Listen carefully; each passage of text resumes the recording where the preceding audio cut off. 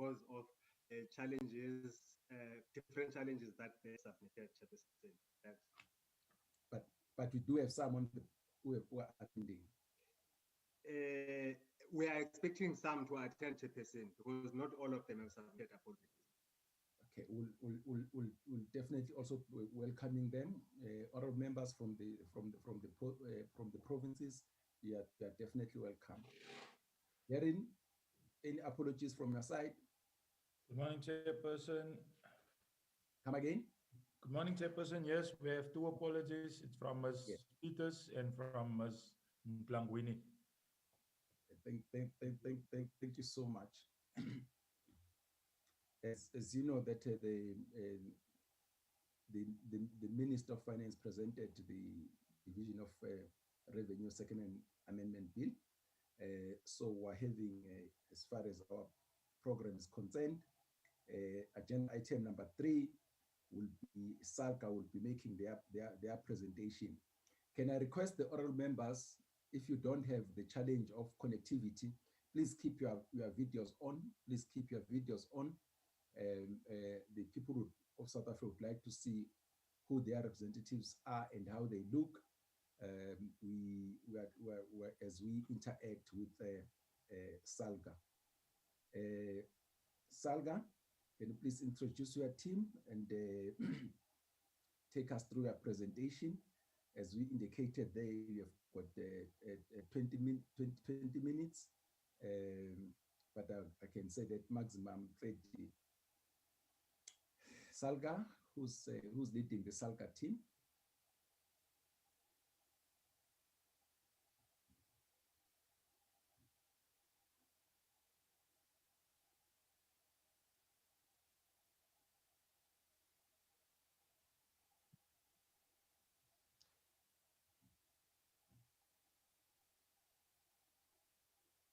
Salga, we see the presentation. We can't hear you.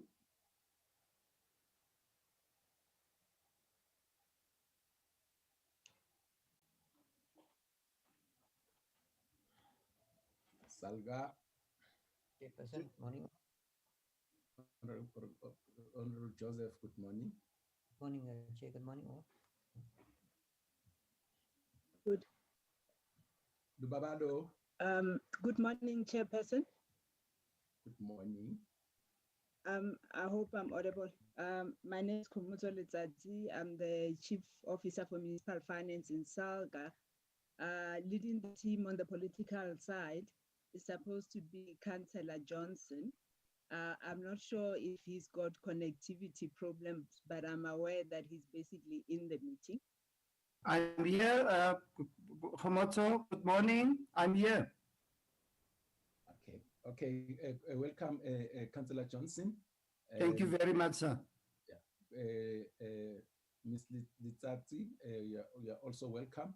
So you'll indicate to us how you want to deal with your presentation. We're in your hands. Thank you very much, Chairperson. Chairperson, on the political side, it's myself representing Salga, Calvin Johnson, and then we have a few more councillors. At this stage, it's a bit challenging to identify who's in the house, but basically, colleagues, if I miss you out, you are more welcome, and as you speak, you can introduce yourself. But Chairperson, I want to hand over with your kind indulgence and that of the committee to Khumuzo Letsatsi, who will do the presentation. Khumuzo, are you fine? Are you ready? Are you there, my dear? Yes, Councillor Johnson, I'm here. So my video is also on, and I hope I'm audible. But good morning, Chairperson. Good morning to the committee members. I will try very much to make the 20 minutes, Chair, that you've basically allocated to the presentation. Maybe just as a start, if we could maybe, the Secretariat can put it on a slideshow, because then it will be easier to actually go through the presentation. But Chair, as the point of departure, as Salga, we definitely aware of very challenging operating environment from an economy point of view. And also the situation of COVID-19 and the impact that it would have had in local government. Chair, I get a connectivity issue. So if you allow me at some point, if I could switch off my video if it becomes a problem. But I'll continue if I'm still audible. Thank you, Chair. And Salga definitely supports. Okay, thank you, Chair. Salga supports the active management of debt as it was indicated as amongst the principles in terms of this medium-term budget policy statement. And we also understand the fact that it's a very tight rope to actually walk and basically balancing that against service delivery and the needs basically in the community. And we definitely are aware of the state capacity that is constrained to provide social assistance and free basic services as a result of the constraining current economic environment and operating environment. But also, nevertheless, that the municipalities have been extremely challenged, and also given that they come from a very low base in terms of their customers actually paying the services to municipalities on time. You would be aware, Chair, and the committee members, that the issue around municipal debtors book has been an issue basically for some time, and has been growing and going to the wrong direction. And the current operating environment has not assisted in that particular regard. And as a result, we're sitting in a situation where customers to municipalities are owing over 191 billion for services that have basically been provided. If I move to the next slide, please. So just on the macroeconomic front as well, we note the deteriorating economic environment where that the economy is expected to contract by 7.8% in 2020, which is actually worse where the projections were in July this year. And just given the positive correlation in terms of the collection of revenue, as it was also indicated that at a sovereign level, there's challenges in that particular regard. We're expecting that to definitely have an adverse impact on the revenue collection on the part of the municipalities. The sharp downturn in the economy follows a decade of economic stagnation, as I've indicated that we came from a very low base, and obviously with the impact of COVID-19, that's basically expected to worsen. And we also know that the National Treasury indicated the extraordinary shocks to the economy this year, which will translate into large revenue shortfalls and would persist over the medium term. If we can move to the next slide, please. What is basically envisaged impact in terms of this medium-term policy budget statement on local government finances? The potential impact is that it is likely to cause further deterioration, as we basically indicated, Chair. We also have been dealing with the issues around the unfunded mandates through the IGR system, and I think it also came out during the engagement in the week with the other organizations like FFC around closing that matter, around the issues around the powers and functions and how they've actually impacted municipalities. And further, we think this situation is worsened by the fact that there is a cut across the board on conditional grants to municipalities as well, despite the fact that also from an infrastructure point of view, there's a huge backlog in that particular sector. We know that in terms of the electricity infrastructure and the water infrastructure, there are challenges in terms of losses in that particular regard. It's definitely a setback to the sector. And we also know that the financial health and financial sustainability will likely to be impacted. And also, as it has been indicated by the AG in terms of the recent AG report for the 2018-19, that local government has a deficit of around 6.9 billion. So these cuts actually come at a very challenging time, basically, for local government. If we can move to the next slide, please. Next slide. So basically, in terms of this division of revenue, Chair, I think as Salga, we've always indicated the issue around the allocation in terms of what is available around the fiscal purse and relative to the functional mandates for local government, basically in terms of local government. And our view is that there's definitely room for improvement, basically over time from a principal point of view, and definitely the need to balance that against the original assumptions around the white paper on local government of 1998 and what has basically transpired in terms of the revenue performance basically over time. So as you can see, Chair, the allocation is basically 8.9% for local government, and despite the fact that local government is responsible for 46% of the constitutional functions, although we are aware in terms of Section 229 and 230 of the Constitution that the local government has powers to basically raise taxes. But if we just look at that against even where we basically sitting around the debtors book and what customers actually owe to local government. I mean, we acknowledge that some of it has got a lot to do probably with organizational inefficiencies, but there's also some structural inefficiencies in terms of how the revenue has basically not translated in line with the development basically in the economy. So there's definitely merit to basically review that and to make sure that we can then set local government on a path of financial sustainability and basically go back and review the assumptions that were envisaged at that point in time and basically against what transpired. And our view is that there's definitely need to reconsider allocation to local government, and especially around equitable share. And also, this is also the fact that we are projecting an increase in terms of indigence as well.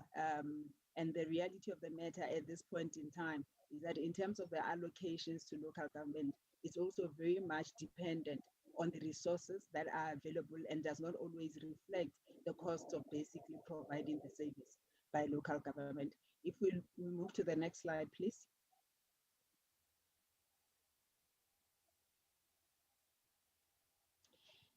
Chair, I think the issue that we actually submitted as local government, and we have submitted it through the engagement with National Treasury, that we strongly oppose the reduction in conditional grant, and especially that it affects infrastructure related grants of 613 million. And basically this is just on the basis that the fiscal arrangement as it stands now, despite the fact that it has been indicated that the number of municipalities that are financially distressed is basically increasing. It has been indicated either through the AG or the Stats SA census as well, that local government would definitely require additional financing.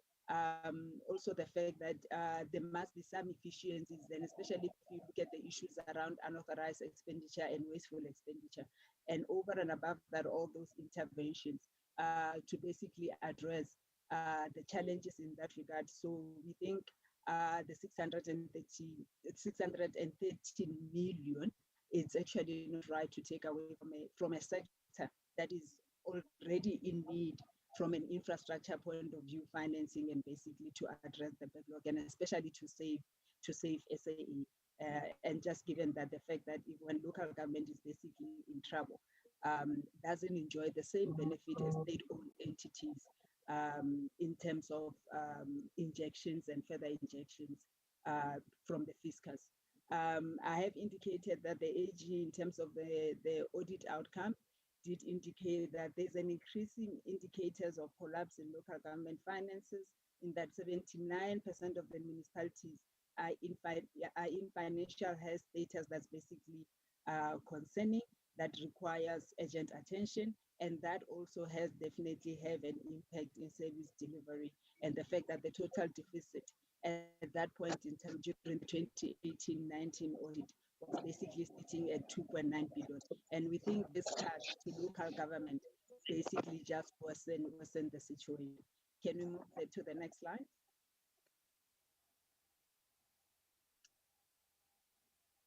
So Chair, as well, you would know that the president definitely is looking at infrastructure rollout to basically kickstart the economy and basically turn around the economy. And local government is very key in that particular regard, and especially around providing bulk infrastructure as a catalyst for development in the country. And definitely this will be a setback in terms of that particular objective. And also given just in the previous slide that as much as in terms of Section 230 of the Constitution, borrowing by local government was one of the revenue sources that could actually be directed towards infrastructure investment. But the reality of the matter is that what really panned out over the years is that only metros with very strong balance sheet have got diversified revenue sources to basically invest in capital and infrastructure. However, the lower tier municipalities, given their funding structure, do not have that luxury or strong financial matrices and balance sheet to basically even tap into the debt capital market to augment the resources that they have to basically put into infrastructure and rely on the conditional grant. Because the flip side of it is also that given the challenging environment in terms of collecting revenue as well, lower tier municipalities also do not have the luxury of actually allocating internally generated funds towards investing in infrastructure. So we see this move basically just worsening and going against what is basically intended in terms of turning around the economy, as we actually struggle to see how we can actually look into other alternative ways of financing infrastructure and assisting local government in that particular regard. Under the circumstances wherein budgets are basically constrained and with the current operating environment and where a lot of people have actually lost jobs, and the fact that the indigents will basically grow and adding more burden basically to local government. So definitely the cutting of finances towards local government was definitely a double whammy and would have an impact in terms of service delivery. So if we can move to the next slide, please.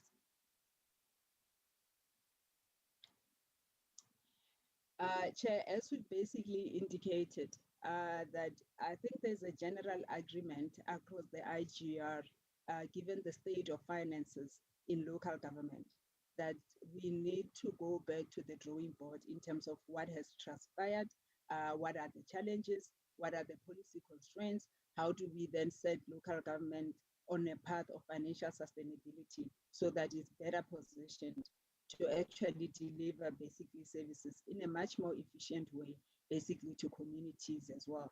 And the realisticness of the revenue assumptions in terms of financing local government expenditure, both on the operational side and basically on the CAPEX side. And that work, I know there has been discussion pretty much over the years around these particular issues, but there's definitely an agreement and there's a process that's basically in place. There's a budget lekgotla that's basically set for, I think it's the 11th of December, where we will then be discussing the issues on how we set local government on a path of financial sustainability and what are the policy interventions that will basically be required. And I do not want to preempt the outcomes of that particular process. But in there, we'll look at issues around municipal revenue performance and what it basically means going forward, the expenditure and the responsibilities of local government against the pool of finances that are basically available, the issues around infrastructure and asset management and the gap thereof, and what needs to be done in terms of addressing all of those issues, and basically the sustainability issues and the issues around powers and functions. You would know, Chair and committee members, that at this point in time, I think on the national agenda is the issue around the sustainability of state-owned entities and the fact that local government has huge debts to ESCOM, other creditors, as well as water boards. And also the fact that local government customers are also basically struggling is dealing basically with those issues and executive authority issues, basically in terms of the powers and function. So that's the intention basically around the budget lekgotla, to deal with all of these issues and basically chart the way forward.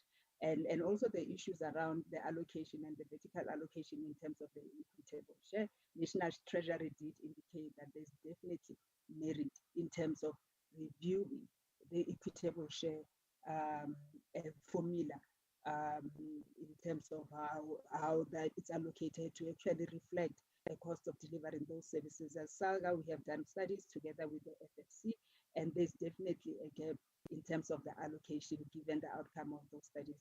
But obviously, the detailed outcome of that process will probably come back and discuss on the issues and how we actually address these issues from a policy point of view going forward. If we can move to the next slide, please. So this is my last slide, Chair, that as much as we're putting forward very strongly the issues and re-looking at the issues of funding local government against its constitutional responsibilities, that there's definitely a strong focus now in terms of dealing with the governance collapse in local government that also undermines its ability to actually deliver services to communities.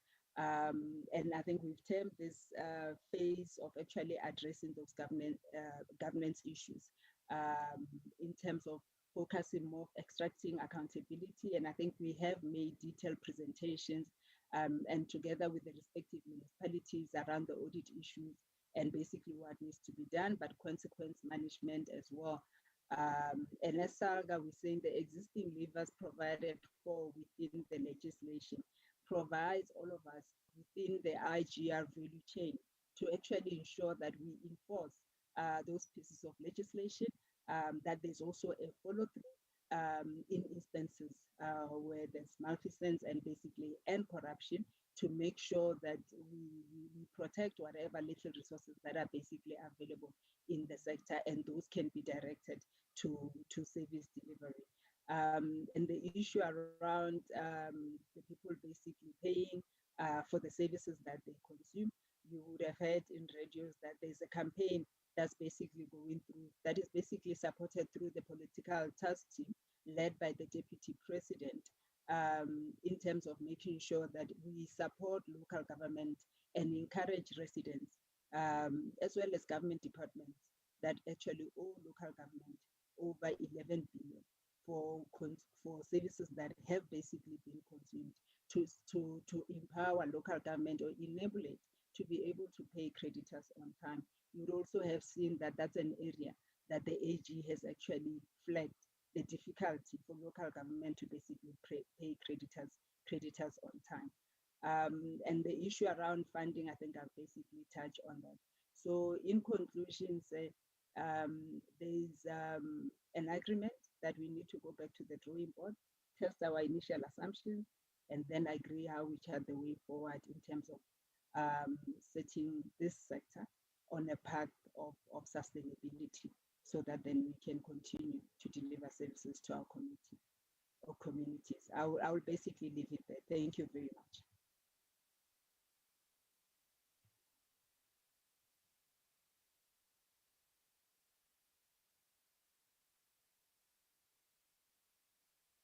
You are muted, Chair. Thanks, Honorable Chair. No, thank you, Ms. Letsatsi, for the presentation. What we'll do, we'll take the questions, and as you deal with the answers to the questions and comments, then you can, with your councillors, respond or make comments at that time. Honorable members, can, with the show of hands, you know where we show our hands, and Secretariat will help me by identifying people who are appearing there.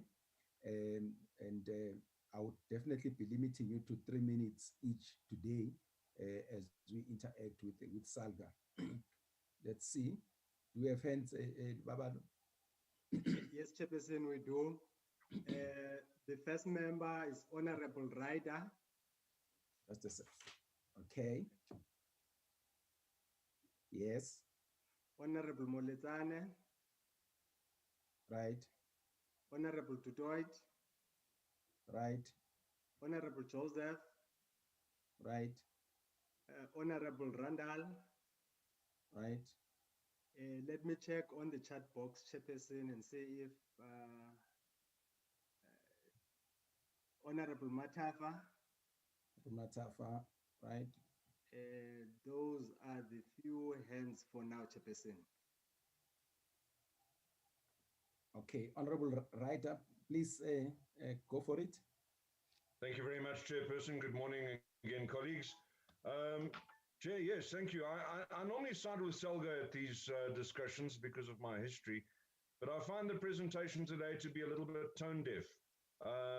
They gave some lip service to understanding the current economic environment, but then their presentation said something quite differently.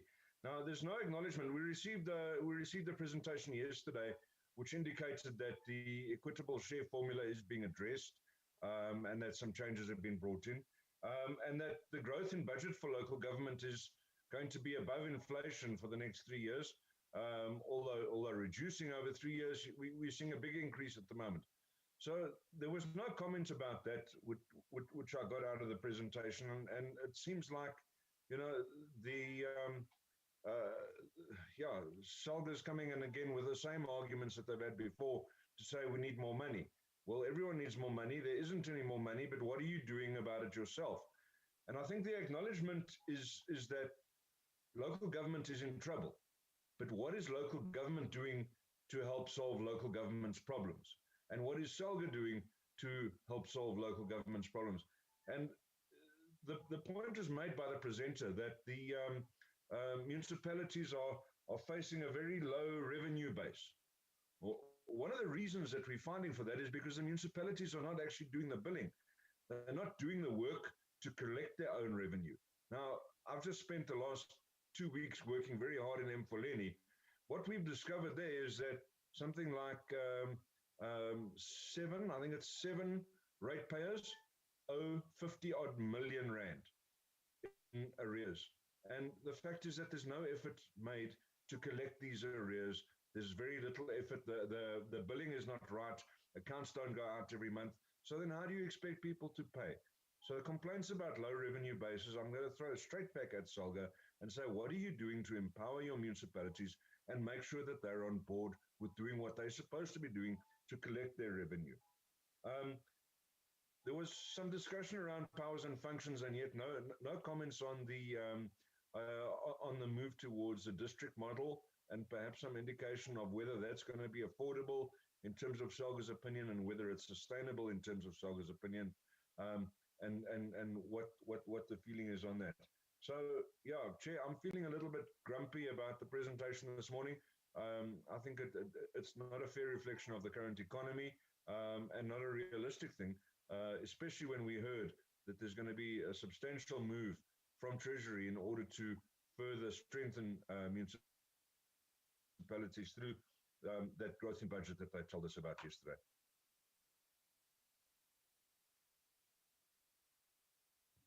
Thank you, Honorable Raida. Honorable Mletsane. Honorable Mletsane. Thank you, Chairperson. Thank you, Chairperson. Honorable Mletsane, is Honorable Mletsane on the platform? Yes. Can Chairperson? Yes. Oh, Muletane, okay. Sure, Yes, sure. Mletsane and Mlenzana are two different things. Not unless you want to tell us something that you didn't know. You will be number 7, Honorable Mlenzana. Thanks, Chairperson. Thank you, Honorable Mletsane. Please come in. Sorry for that. Okay, Chairperson. Good morning, colleagues and officials. My colleague has already covered me partly on the issue of revenue collection, because I wanted to ask the Salga about the progress with regards to the implementation of the committee recommendations. Because there are recommendations that were done by this committee in order to assist them to collect the revenue. Now, my second question will be on the slide 4. The presentation indicates that the potential impact on the 2020 MTBPS on local government finances is that it is likely to cause further deterioration. Can Salga indicate whether there are any steps taken to ensure that this is avoided, or the impact is reduced at local government so that it does not affect the poor and the vulnerable? Thank you, Chair. Thank you so much, Honorable Mletsane. Honorable Tutoit. Thank you, Honorable Chair. Honorable Chair, I've got a bad connection. That's why my video isn't on. Okay. Honorable Chair, we've got a huge issue in local municipalities. And Salga is well aware of this. We're currently sitting with a situation, and I'm only going to reflect towards the Northwest municipalities, since Councillor Calvin Johnson is from the Northwest, and he is from the JB Marks municipality, and he's representing Salga here today. In Northwest, we had 12 municipalities with disclaimers, 8 were qualified, 1 was outstanding, 1 was adverse, and 18 out of the 22 municipalities had unfunded budgets. Now, Salga is asking for more money, but how can more money be given if the money isn't handled in a correct manner? How can more money be given if the representatives of local government, in other words, Salga, who are here today, and the delegation head is an MMC in a municipality that is currently under administration? We've been asking, and everyone is asking, for the tax base to be widened, or the revenue base to be widened. And even the deputy minister, as the presenter alluded, and then it's written here, I'm quoting, "The people must pay approach doesn't reflect reality. Although there are some options, we currently have a situation where the municipal tariffs are exacerbating poverty and inequality instead of mitigating it.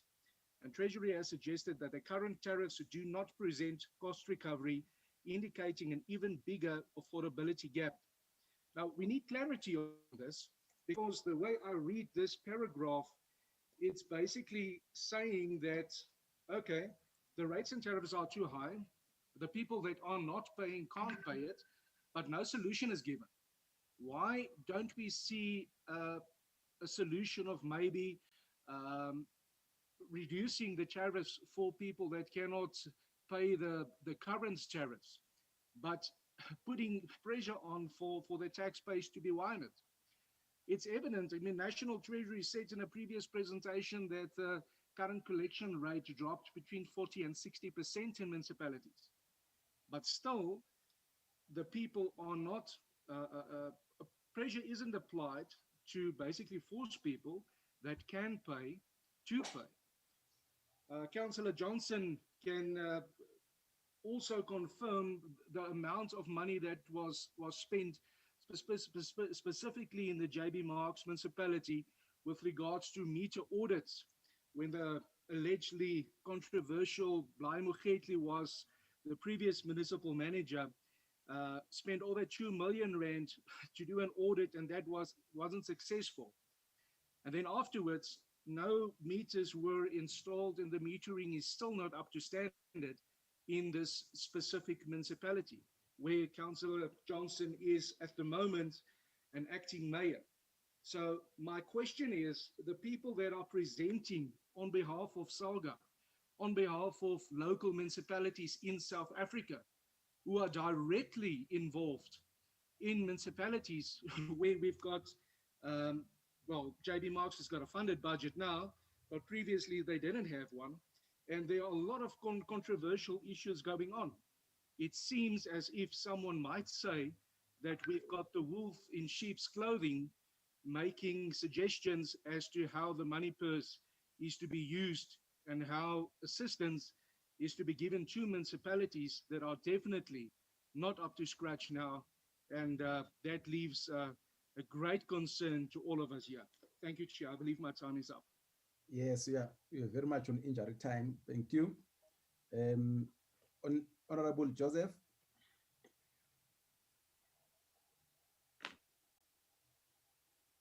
Thank you, Chairperson. Thank you, Chairperson, and thank you for the presentation.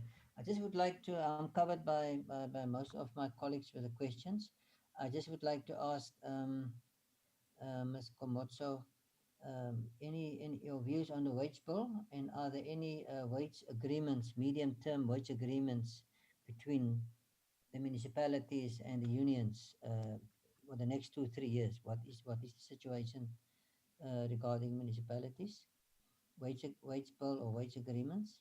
And then I would like to know on the indigent policy, if any further request was made to government or applicants, more applicants forwarded to national or provincial government to support the municipalities with indigent policy given the economic challenge, unemployment that we have. I would also like to know what progress has been made with unfunded mandates, because we speak about this almost in all our committees. What progress has been made with unfunded mandates that municipalities do for province or maybe national? Something new that I heard now from Mkotso was the 46% of constitutional functions that they are responsible for, although they only get 8.9% of the equitable share. That's very interesting. I would like just to unpack some of the services, the majority of services that they are aware of, that covers that 46%. And then, of course, I note the collapse of municipalities on AG reports. We've done it yesterday as well. Question I would like to ask is what proposals have Salga made to the Minister of Finance with regard to contributing to efficient and effective financial management in the municipalities from their side? But overall, I think they need support, Chairperson, but we are concerned, as the member says. If you give them more money, will it not also go down the drain and be unaccountable for? Thank you, Chairperson. Thank you, Honorable Joseph. Honorable Randall. Good morning and thank you, Honorable Chair. I'm representing Gauteng this morning. Chair, I've been covered by one or two questions asked this morning about the district model and the possible impact on the funding and the grants and assistance to local government. I've been covered in terms of revenue collection, Chair, but as a member of finance here in Gauteng, what we've seen recently, or maybe in the past year or so, is the massive impact that service delivery protests and the occurrence of business forums had on effective infrastructure development and maintenance. I would like to hear what Salga's view is on that and the impact possibly going forward, and what's the mitigating circumstances around that. Chairperson, also my biggest concern here in Gauteng, we've seen the lack of consequence management. Recently, a supply chain management director in Mugale was, for example, transferred as a municipal manager to another municipality in Gauteng. I think it's Lesedi, whilst, he's been investigated. Chairperson, the last remark is again on supply chain and procurement, whether Salga think that should be professionalized, whether they think that each and every municipality should have a body shop at least, where there's a panel of probity auditors that will scrutinize your bidding process, your contract awarding, and the overall quality of contract management to ensure that grant spending and even your capex spending is really giving you value for money and really delivering the services to our people on the ground. Thank you so much. Thank you, Honorable Randall. Honorable Matafa. Thank you very much, Chair. Let me join other honorable members in welcoming the presentation. Chair, I think it's common cause that COVID-19 has thrown the country into uncharted waters. Now, having said that, I just want to check with Salga, is there an indication in terms of responding to this new territory that we are in, particularly as it relates to IDP and budget planning, in a sense of the approach? Because I think that maybe the approach should be differentiated in response to where we are, particularly where we are confronted with reduced grant funding. And speaking of grant funding, the second question would be, what is the view of Salga when it comes to the member municipalities around infrastructure programs? Because once you cut on grant funding, particularly those that are related to infrastructure projects, there's a likelihood that you are going to impact on assets under construction.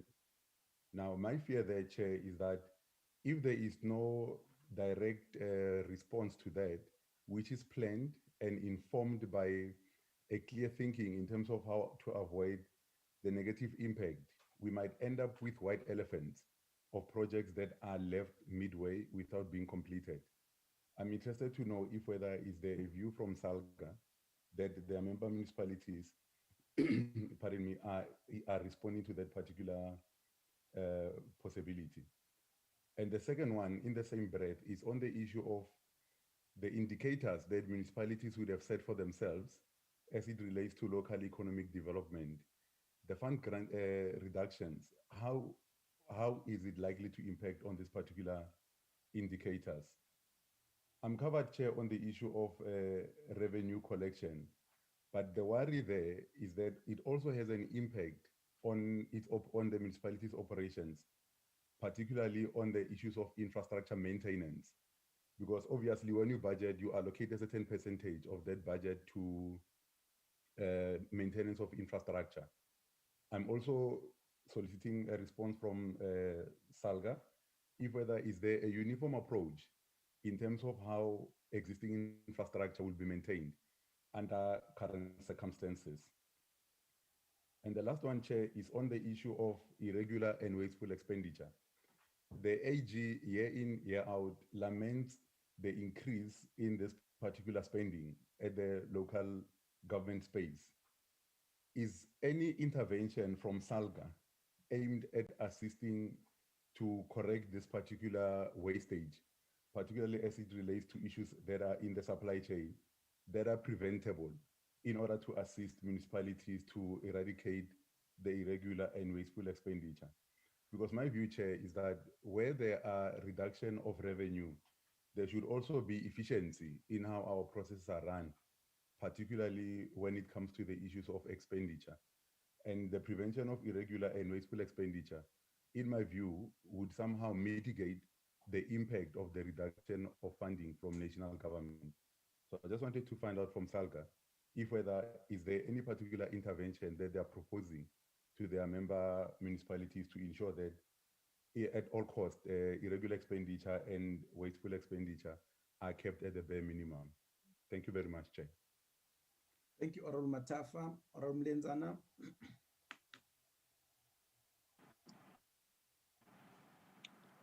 Thank you very much, Chairperson. Let me also welcome the presentation. Just three things, Chairperson. Can you bear with me if I can switch off my video? I think that's... Please do. Thank you so much. Just three things, Chairperson. One, it has been raised, but in different versions. We agree with Salga that when you are talking of the infrastructure build program, it's mostly centralized at that level of the local municipalities. But then, does Salga have an advice to the member municipalities in terms of mitigating the president's plan of economic recovery, which at that space would be more on the infrastructure build program vis-a-vis the budget cuts that are imminent? Do they have a mitigating way such that this president's injunction is actually realized? Then the second one, Chair, would be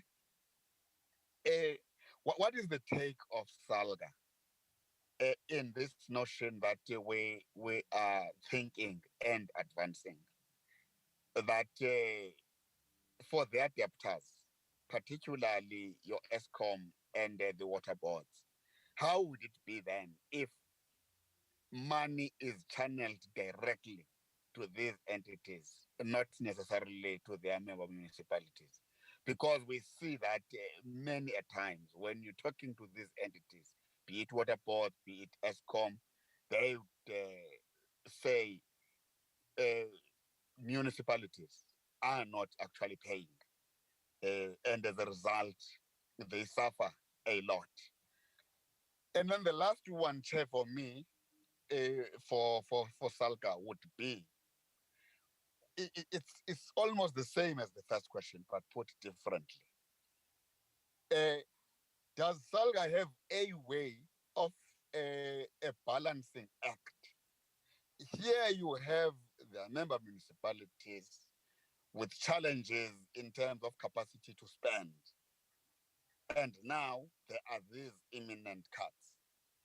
Are they able to justify when they say they need more money? This question was raised, but I'm putting it the other way around. Are they able to justify to us that yes, they need more money because there is capacity to spend? What are they doing with those municipalities which time in, time out fail to spend as per their budget allocations, but now are crying foul of the fact that there are these budget cuts? Thanks, Chairperson. Thank you, Honorable Lenzana. Honorable Chairperson Mahlangu, you want to say something? Thank you, Honorable Chairperson, and good morning to all the members. Let me welcome the presentation and a special welcome and greetings to Honorable Ocamp, our celebrity. Chairperson, let me start with the slide number 2 of the presentation, where the presenter spoke about the debt that is owed to local government. That amounts to 191.5 billion as at the end of the 30th June 2020.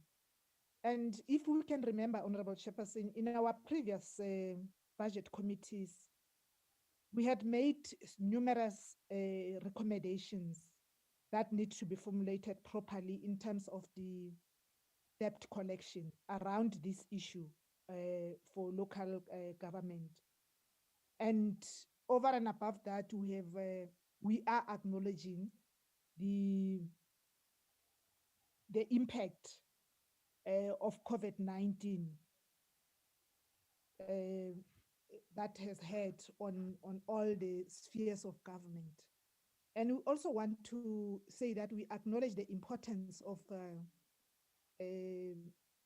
local government, the municipalities, which are at the face of the service delivery at the ground root. So my question, having said that, is what has Salga done in terms of the recommendations that we have done as both committees, select and standing committees, in as far as the mechanisms for debt collection? Have we considered our recommendation? And if so, how far are you in terms of the revenue collection? Because it doesn't help to come here and identify problems. We speak about those problems, we recommend in as far as how best can we intervene.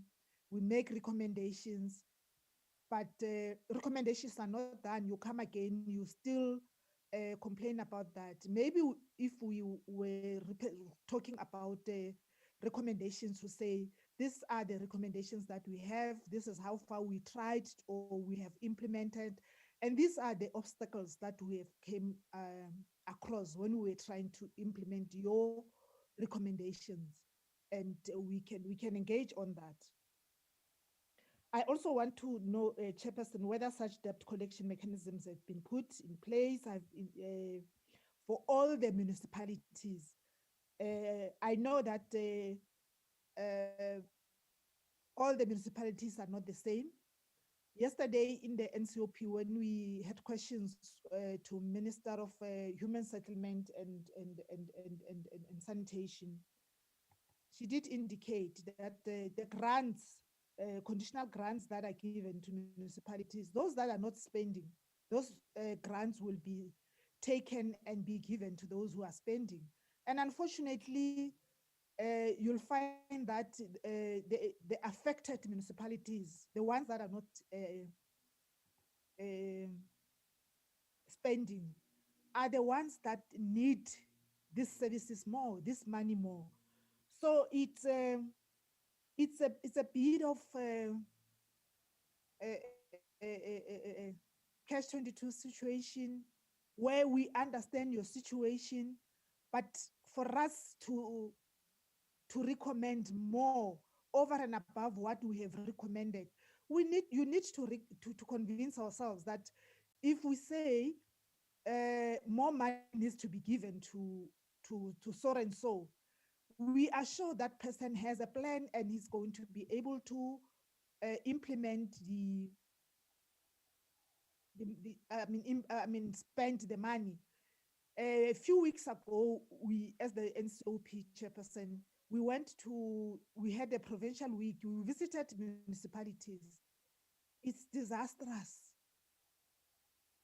It's disastrous. And at the end of the day, the people who are affected mostly are the poorest of the poor. We need the plan. We need to know the willingness.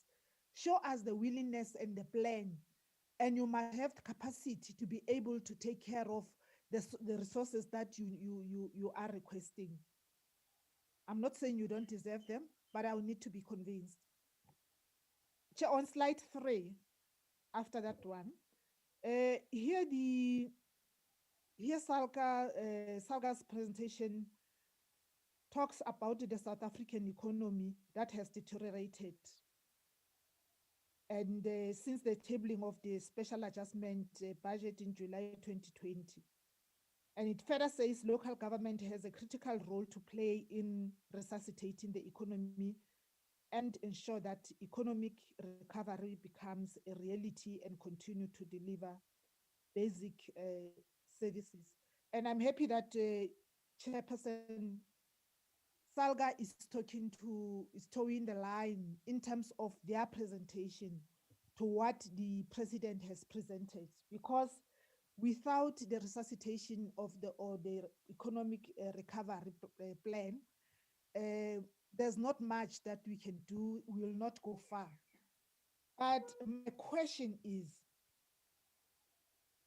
taking from what the president has presented, have you taken, or have the municipality taken an initiative to develop a plan in relation to, which speaks to what the president has announced in terms of the resuscitation of the economy in the country? What has been done at the local government to ensure that such plans is also filtered down to local government, I mean the local level, so that it can be implemented and it can benefit the local people? Because even if we have national departments, we have provincial departments, all of these spheres of government, they are giving services. They are servicing the people at the local. There's nobody who's not a local person, but a provincial person or a national person. So we need to be convinced. We need to be shown those plans that speaks to what the president has spoken. Chair, I'm not going to speak to all my questions that I have identified. I'll speak to the last question. If possible, I might have some luck to come for a second bite. On the same slide that I've spoken to, that is slide number 3, Salga indicates the national treasury highlighted the fact that extraordinary shocks to the economy this year would translate into large revenue shortfalls that would persist over the medium term. And how much of these shortfalls is going to affect the local government? And I also want to know as to whether some work has been done by Salga to determine this. Determination in terms of the impact, the extent of the impact is concerned. And lastly, Chair, I also want to know that was Salga proactive enough to take some steps in making sure that they reduce the negative impact of such shortfalls of local government. I know that the national departments, the residents, you're talking about the support that you get or the responsibility by the deputy president in as far as making sure that we encourage our people to pay, but also we have national departments, provincial departments that are not paying you. What are you doing about it? Unfortunately, as I was participating in the local command center during level 5 lockdown, level 4 lockdown, and 3, we have spoken about things that affect The person are very much the on my people on or my the injury time, very much on my injury time. my humble apology, Chair. That is going to affect the service delivery. But over and above, we checked which departments owe. And there are other departments that are not owing local municipalities. Chairperson Shenge, thank you. Thank you. I know you didn't speak yesterday, so I credited you a little bit today. But quickly, thank you very much, Councillors Salga, for the presentation.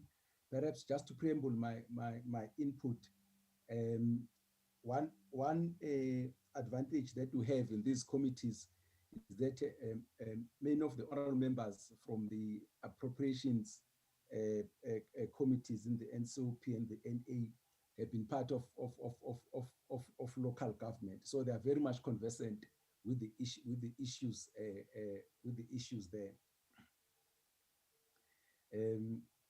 So as a result, they are very sympathetic on a number of local government related challenges. But let me start with the 191 billion rand owing to municipalities. Can you please have the breakdown of that 191 billion rand? Who owes, right? And to join the other honorable members, what are you doing to get money, especially from the national, provincial governments and from business? Question number 2, you do speak at length about your unfunded mandates. Can you please share some of those big unfunded mandates that you spoke about? To join Honorable Mahlangu, what do you see the responsibility of local government in general in the economic reconstruction and recovery plan? We are all saying that the economic cake is shrinking. So it's the responsibility of everyone, especially all layers of government, to make sure that they participate in the economic reconstruction and recovery plan. But we just want to see exactly what is it that you may share with us that you are starting to do, including, for instance, the question of attracting companies to come to some municipalities in terms of the giving of the giving of licenses and so on, and the things that perhaps can be done more efficiently and faster.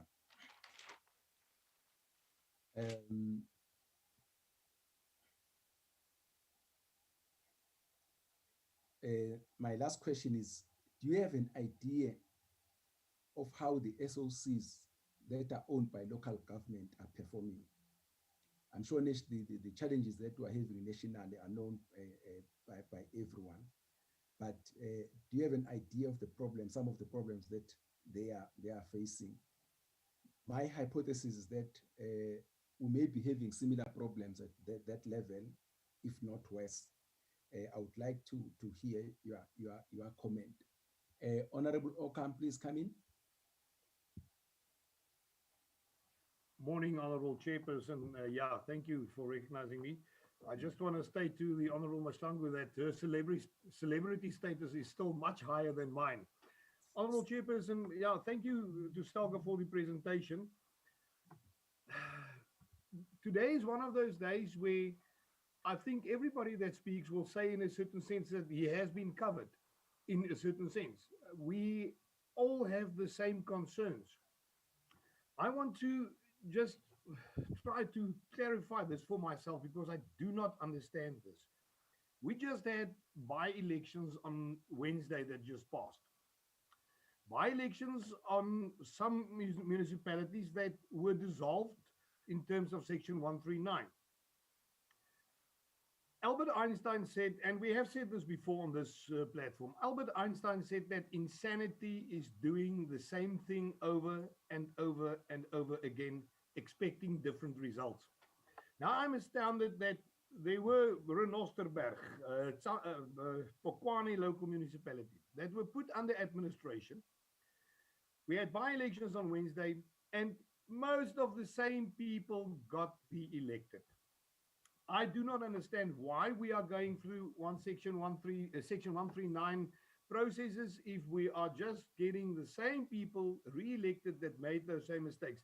My first question to Salga is, what are they going to do to try and help those councillors that were in municipalities that were put under Section 139 administration to now, all of a sudden, do their work correctly? And by the way, they are all ANC-run municipalities. Secondly, if you look at the Northern Cape, where I come from, we had municipalities, 4 municipalities in actual fact, a month and a half ago, whose electricity was... Chairperson, Yes, Romlenzana. Would you allow me to raise a point of order? Well, if the honorable member can, when asking a question, shouldn't begin to question how South Africans should begin to elect their own representatives. He should not his preamble, Chair. That's out of order. Honorable Lenzana, please hold this. That's a point of debate. Please continue. Thank you, Honorable Chairperson. I'm coming back to that, and I'm just saying my question to Salga was, what are they going to do to assist those councillors that has now been re-elected to prevent them from making the same mistake again? My second question, coming from the Northern Cape, we had 4 municipalities that could not pay their Eskom bills and whose electricity was disconnected a while ago.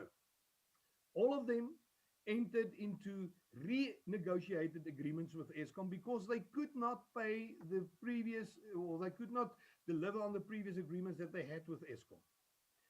Time and again, Eskom are going into arrangements with these municipalities. Time and time again, these municipalities do not adhere to those agreements. What is Salga going to do to assist those municipalities in order for them to adhere to their agreements with Eskom and other service providers that they have got agreements in place with? We cannot have it that time and time again the same thing happened, and it is the people of South Africa that suffers. We all know that there are a lot of problems with regards to government, national government, provincial governments, and local governments. The reality of the matter is that the people on ground level, they feel the brunt of the problems with local government. They are driving through streets with potholes. They are living in informal settlements where there are no electricity or no running water or no sewage systems. What are we going to do to prevent the reoccurrence of these problems? Another question that I want to ask is, we are talking about money coming in. How are we going to make sure that money are correctly allocated? We have asked in the past, and I think that is something that we can look into, to ring fence certain amounts. If money comes into a municipality to pay Eskom, that money must go to Eskom. If money comes to pay a water board, that money must go towards that. We need to ring fence that. That might be one of the ways in which we can assist councillors to make sure that the management of their councils are done properly. Thank you very much, Honourable Chairperson. I would just like to get clarity on this from Salga. Thank you. Thank you so much, honourable members.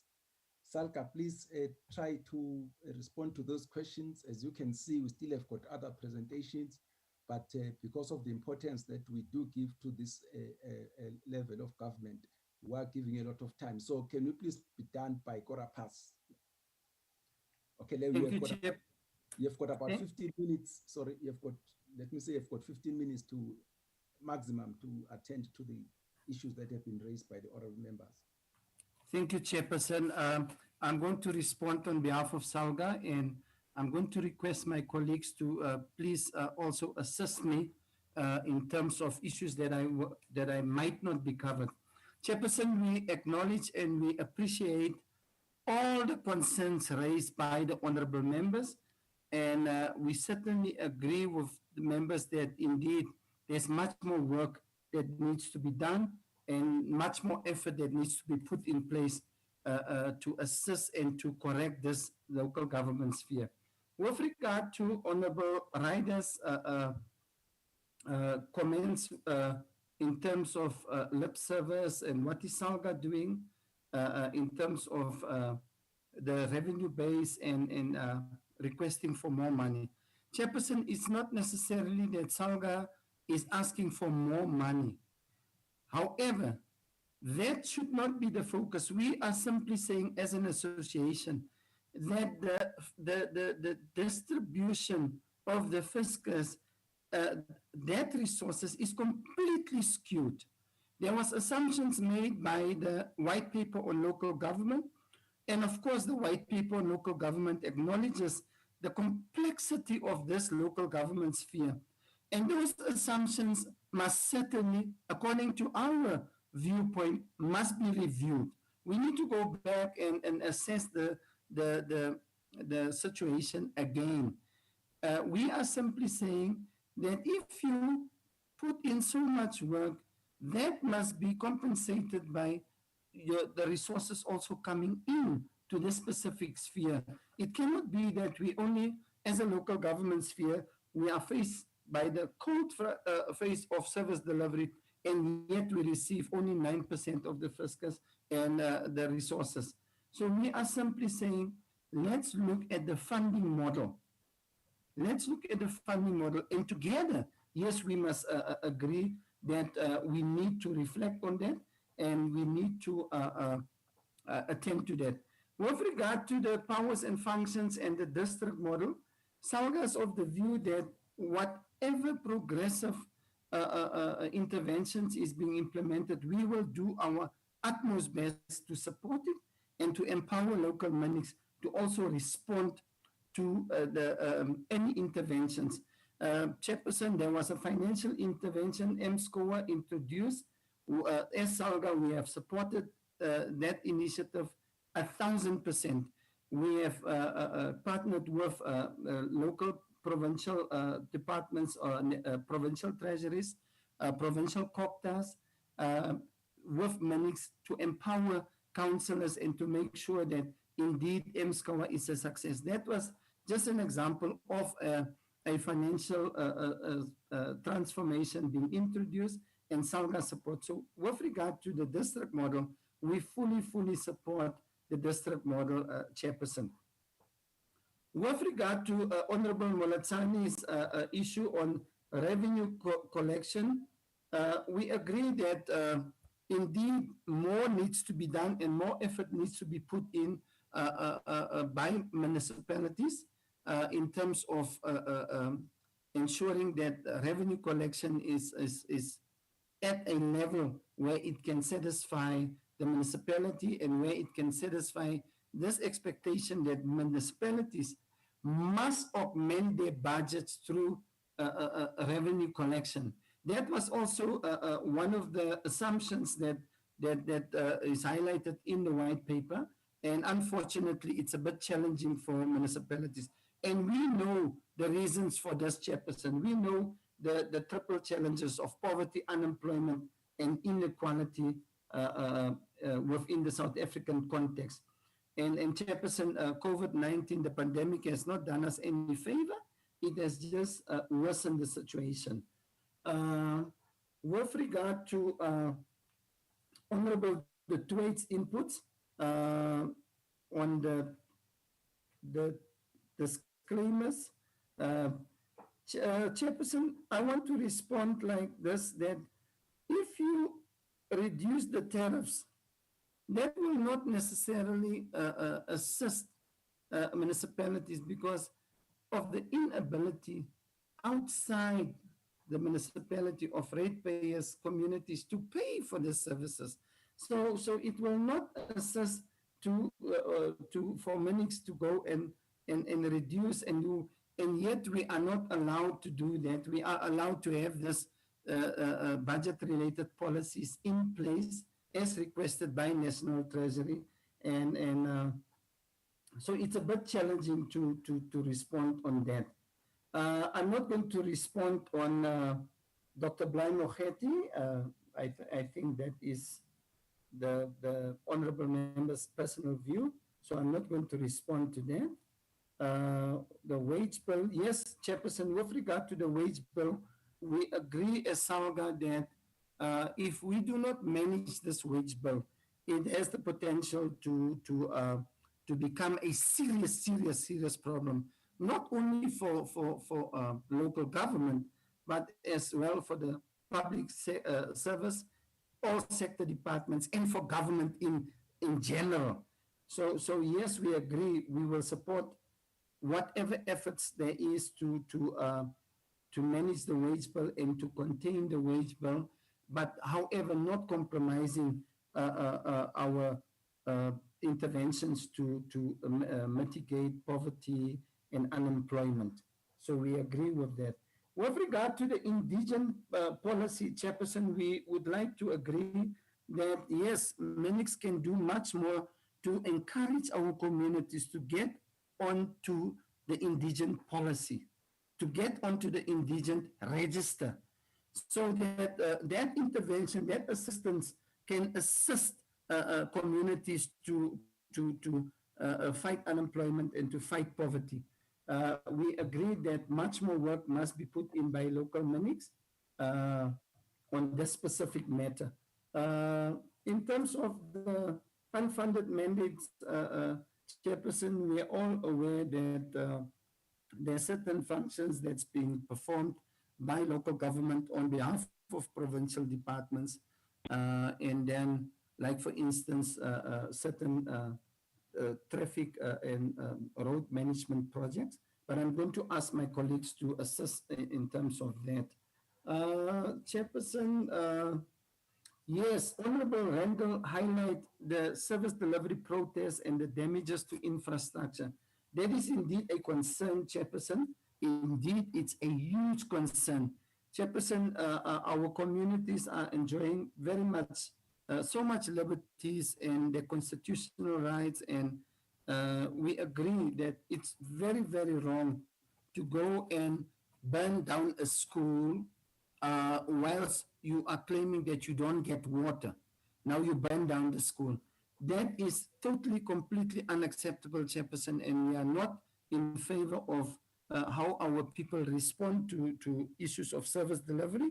And we are constantly encouraging, but this is not only Salga's responsibility. We need a collective effort to constantly teach and to educate our communities that this is how you should respond to these issues. We're encouraging councillors to continuously facilitate their monthly community meetings. Chairperson, we find that communities only need information. If they're not informed, then this is how they respond to this. So we also encourage our political parties and their deployees to constantly observe these monthly meetings and to honor them and to interact with communities. Because if they're informed, they will know what is happening and they will know what is coming their way, and they will know exactly what they can expect from local MINIX. With regard to consequence management, yes, Chairperson, as Salga, we welcome all the efforts that's being put in place by all efforts to address consequence management. We are also undertaking to train our councillors in terms of that. Regular workshops has been conducted by Salga, and we continue to intervene on the matter, making councillors aware about how to introduce consequence management and how to make sure that it's effective and it's there. We also welcome the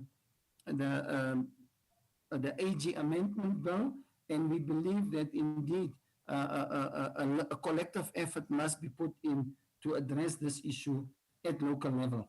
Chairperson, we also, as Salga, agree that indeed the supply chain management procurement procedures need some fine tweaking, and we support all of that. With regard to Honorable Matafa's IDP and budget planning, yes, we agree that indeed the pandemic has changed our lives forever.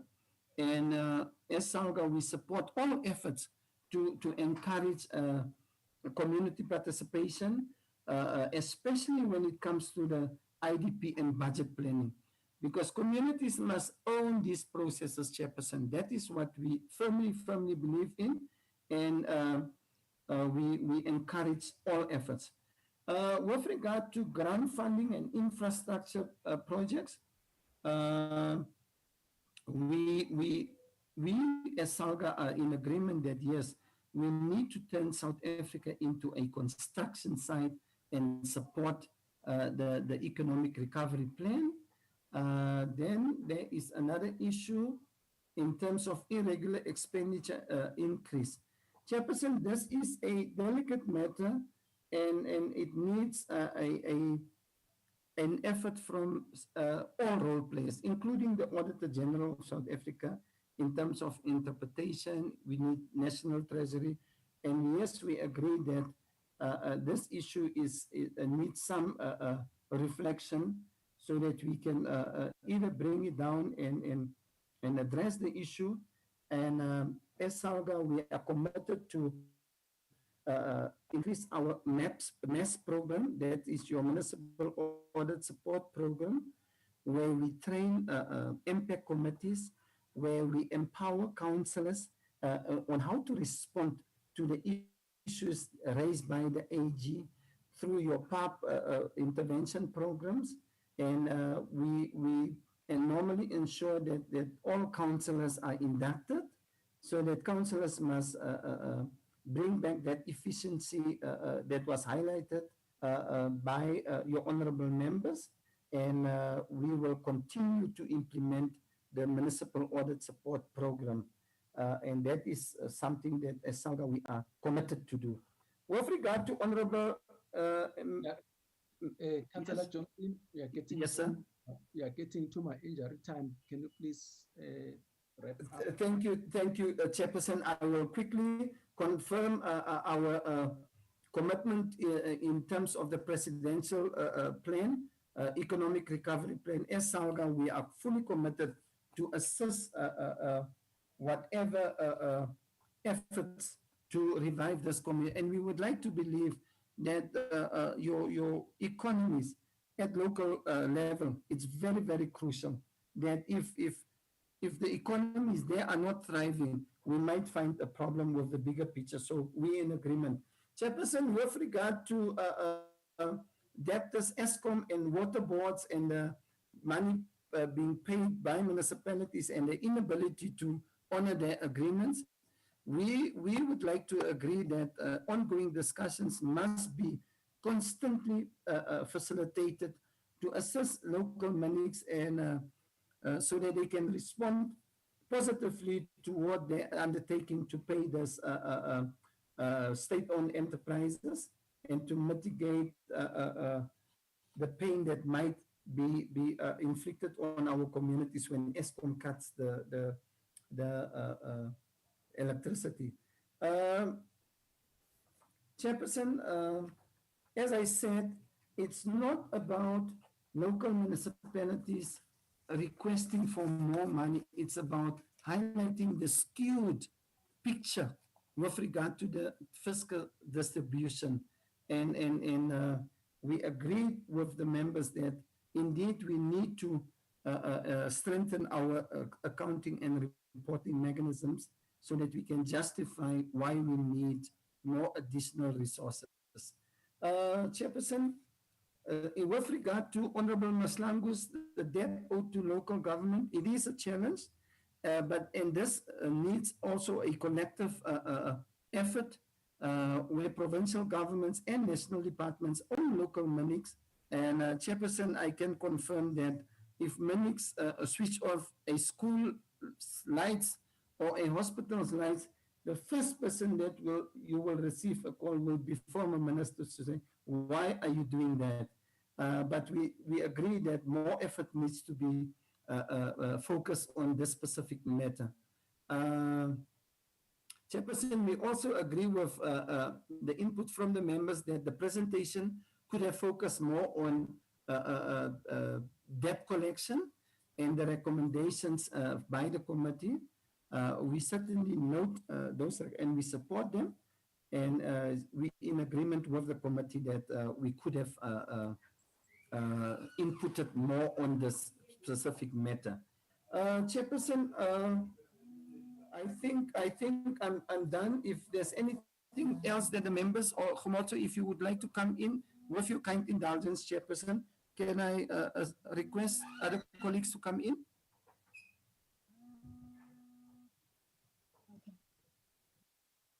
Chairperson is Khumoto, so I'm not going to take too much time because Councillor Johnson has actually addressed some of the questions.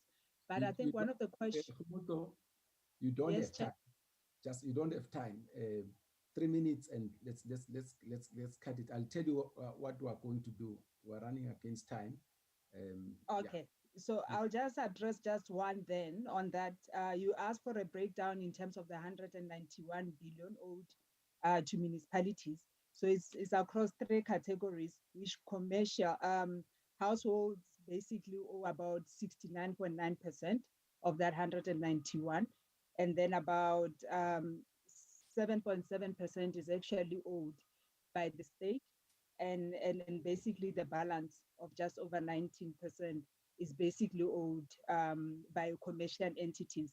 And then just on the revenue collection strategies and plans, Chair, there's a multidisciplinary revenue committee that has been established that has been extended to address over and above ESCOM issues and water boards related issues. There's a strategy now that's been processed through the political task team that's basically been led by the deputy president. So there's definitely a very close focus in terms of dealing with the issues around that basically in local government. I think with the time that you've given me, Chair, in the main, those were the main ones that were repeating that I thought I could just add to Councillor Johnson's responses. Thank you. Thank you so much, Councillor Johnson and other councillors who are here. Thank you very much, Khumoto. Please just relook at the questions again, and we'll really appreciate if you could write back to the committee to address the other areas that you couldn't get into. Is that possible, Khumoto? Certainly, Chair. We will definitely come back on the questions we couldn't answer. Okay, please. That's affirmative, Chairperson. Thank you very much. Thank you so much, Councillor Johnson and other councillors for the engagement. You can remain in the meeting, but we'll quickly be taking presentations from COSATU, Pay the Grant Campaign, and Rural Health Advocacy Project. COSATU, Matthew, is start. I'm going to be very strict with all of you. With time, I did tell you why we had to engage more with Salga, because everything which happens in this country happens in the local government. So it's to the interest of everybody that we see a local government functioning efficiently. COSATU, Matthew. Okay. Good morning, Comrade Chair, and honorable members and colleagues and comrades. Yes, thank you for giving COSATU space. I think if I can ask Lubabalo or one of the colleagues from the committee section just to share our presentation, and then I would definitely be in line with your time frame, Chairperson. So, Comrade Chair, there are some issues which overlap in other parts of MTBBS, but they are, so centrally linked to each other. It's difficult to completely separate them from the second division of revenue amendment bill. But I'll try to narrow it to the DORA bill as much as possible, Comrade Chair.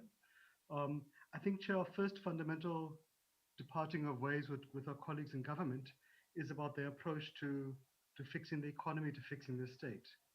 Our position, Chair, as a trade union federation is that our number one concerns are the issue of the economic recession, and that as you saw yesterday and even the previous quarter, we have an unemployment rate of 52%. We have lost 2.2 million jobs in the previous quarter. We think we need to have a balanced approach, which we don't feel government is taking in the MTBPS, including the DORA bill, to that focuses and balances both the recession, the job losses, and the debt trajectory. Our concern is that government is solely focusing on the debt trajectory to the detriment of the recession and the job losses. Chair, we think there's a very negative consequence of over-prioritizing debt reduction versus focusing on stimulating economic growth.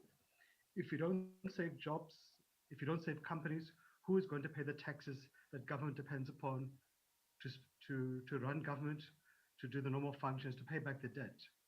You need these companies and jobs in order to rebuild the economy next year. You can't do it on the back of unemployment and close companies.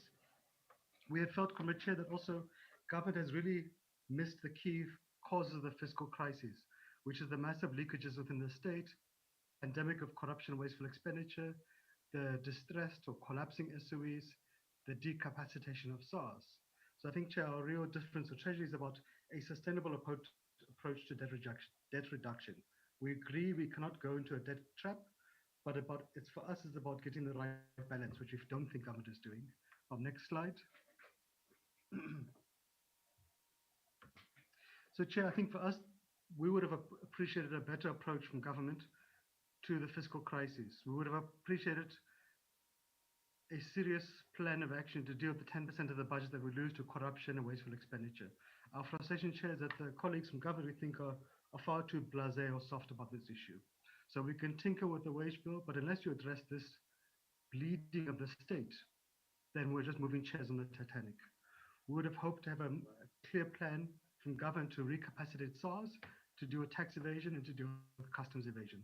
We're losing billions of rands every year, Chair, through our ports of entry because of customs evasion.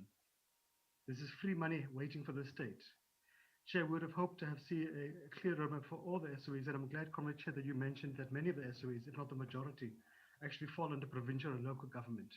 And we need to have a sustainable roadmap for these SOEs. It may include consolidation, it may include restructuring, but it needs to address the mismanagement, the corruption, and also the structural changes in their sectors of the economy, which you don't feel government has come with. And of course, Chair, for us, the other issue is that we have a stagnant economy and declining tax revenues. So out of the MTBPS and the DORA, we didn't see responses to those four fundamental crises. We feel, Chair, and as the thrust of the DORA bill is about the wage bill, that there is a very unhelpful, lazy, low-hanging fruit fixation that if we address the wage bill, we will solve everything. We won't solve everything. In fact, we might worsen some situations.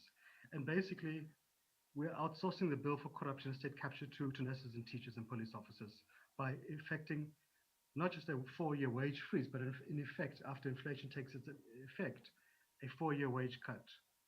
Next slide. Chair, we have made many proposals, COSATU, to government around corruption. We were pleased with the response of the President around it, both in his address to Parliament on the Economic Recovery Plan and his address post the ANC and Nisi Luhotla, but we don't feel we must move any serious speed around dealing with these proposals. We would want to see the politically exposed persons, their spouses and children be banned from doing business with the state. We cannot understand why our good colleagues in government are so resistant to that. And that is a serious issue, Chair. We saw during the PPE scandals, as the children of politicians who overnight become amazing producers of PPEs with companies which are 1 day old. And we've seen no consequences around that, despite government making some noise around June.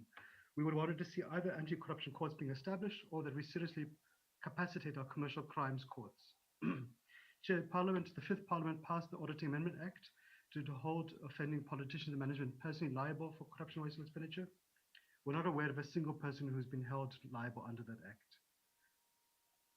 Provincial local government are riddled with corrupt politicians and management, but very few have been dealt with, Comrade Chair. Again, the issue of capacitating SARS, Chair, but also one major concern is around the public procurement system.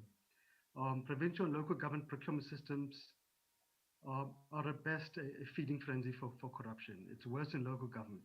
We think we need to have a single online procurement system for the entire state, including provincial and local government. And we need to see the centralized public procurement of large-scale items like textbooks, PPEs, etc.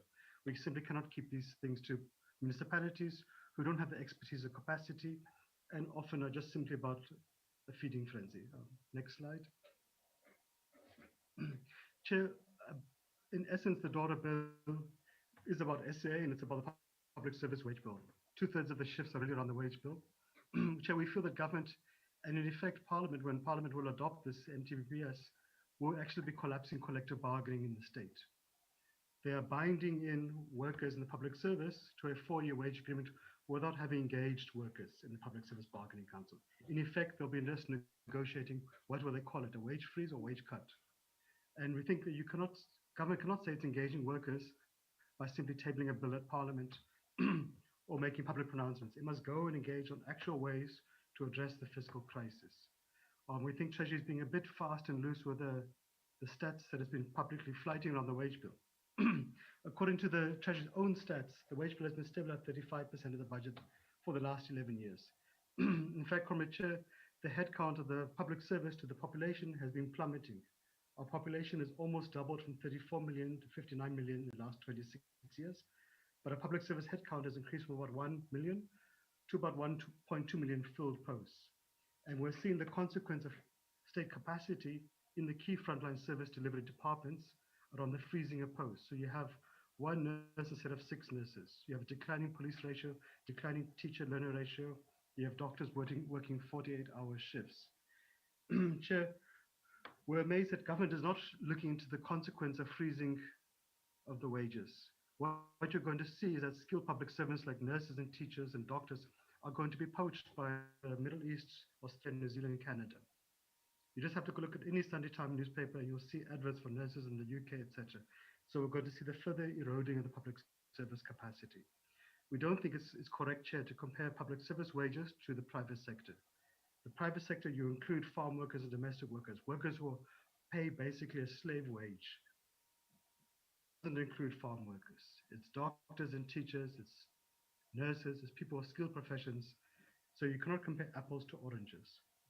But in fact, Chair, we'd actually like to look at the wage gap in the private sector and how they pay workers a pittance there. Next slide. Chair, we have proposals about how we think we can assist the government to stabilize the fiscus around the wage bill. One is to engage unions in good faith, honor the existing agreement, and fast track the next 3-year agreement. And because inflation has plummeted from 5.5% to 3.2%, Chair, that already resolves half the equation. But there are additional ways we propose, which we would want government actually to start to take seriously. One is to have a single agreement for the entire state, not just simply the 800,000 public servants. We would need to see office bearers' exorbitant packages being slashed by 30%, and that includes MECs, premiers, mayors, etc. Scrapping the ministerial handbook and all the bells and whistles that political office bearers seem to love. We think we need to reduce management packages across the public service, but also to apply the public service salary caps to the entities and the SOEs, where there is no caps. It's a simple Wild West, Chair. To give an example, Chair, you have a water board CEO in KZN who earns R1 million a month. You have 800 managers in Eskom who earn R2 million a year. Yet we're throwing nurses under the bus with a wage freeze. We think government should have shown more commitment to protect lower middle income public servants from inflation. It's difficult for a Minister of Treasury to be taken seriously when he earns 2.4 million a year, and then he bleats about the wage bill to a police constable who earns 186,000 Rand a year. But Chair, there also are ways to assist struggling public servants which won't burden the fiscus, and that is, for example, through the GPF affordable home loans for lower middle income earners. Next slide. Chair, I think one of the most concerning parts about the daughter bill is that the complete silence of government about the AG reports on provincial and local government. We all know that those are riddled with corruption and mismanagement, yet there's nothing there about what is government going to do to hold provincial and local government accountable. What are the interventions taken to address these crises? I mean, we have been praising the late AG Kimi Makwetu for the fantastic work he did. He really was a role model citizen. Yet we have not shown fit to honor his legacy by actually implementing and adhering to damning findings across government. Chair, we're also a bit worried about the lack of interventions to deal with corruption, wasteful expenditure. Next slide. Chair, we appreciate the need to shift budgets to deal with the pandemic, provide economic and social relief, and support the recovery of the economy. But what is concerning to us is the possible negative consequences of some of these shifts. Almost 18 billion rand is cut from municipal grants, but DORA doesn't speak to what is the qualitative impact upon infrastructure in that regard. Similarly, with regards to provincial government, it just simply says we're shifting money here to here with no explanation of what is the consequence to service delivery. Next slide. Chair, there are some we're worried about. And again, the way DORA is presented, you don't always know what is the impact. But the ones that are most concerning is the cut of 1.6 billion rand to the electrification grant, the 400 million rand to the title deeds allocations, 2 billion rand cut from the network, transport network grant, and also 2 billion rand cut from the Eastern Cape and 3 billion from the KZN municipal grants. The more worrying part also is about cutting 1.5 billion from informal settlement upgrades. Next slide. Chair, there are additional concerning areas about cutting agriculture by about 440 million rand, some cuts to HIV education, to maths and science education. But I think also worrying, Chair, is the impact upon the zero growth rate for the MTF, for key delivery departments like agriculture, basic education, the police and home affairs. Next slide. Chair, we do want to welcome Ms. Kosa to some of the shifts. We think they're shifting of 500 million to early childhood education, 700 million to school sanitation, the additional employment of over 3,000 health workers, 2,000 nurses, the additional 7 billion rand for teachers' assistants, the 50,000 road maintenance job opportunities also to be welcomed. We want to see more details on the presidential employment program. I don't think we'd want to give it a cautious thumbs up. But I think, Chair, we need to see a bit more of the detail. What is the quality of these jobs? Are they a source of cheap labor like EPWP, or are they permanent and linked to the public service pay scale? Chair, but I think we'll give it a cautious welcome in the meantime. Chair, around the colleague from Salga had mentioned that Salga is in support of the economic reconstruction and recovery plan, but you see very little in the DORA bill speaking to that. Very little speaks to infrastructure, especially around energy, roads, water, etc. There's a silence from Treasury about when will it amend Regulation 28 to open up investment opportunities in infrastructure and to mobilize private financial resources. I think we can go to the next slide, Chair. Some of these issues are more of national responsibilities. Chair, look, as COSATU, we're not just simply complaining about government. We've also tried to assist with resolving the many challenges facing us as a nation, many of them which cannot be burdened by government alone or the private sector. So that's hence we drafted the ESCOM Social Compact.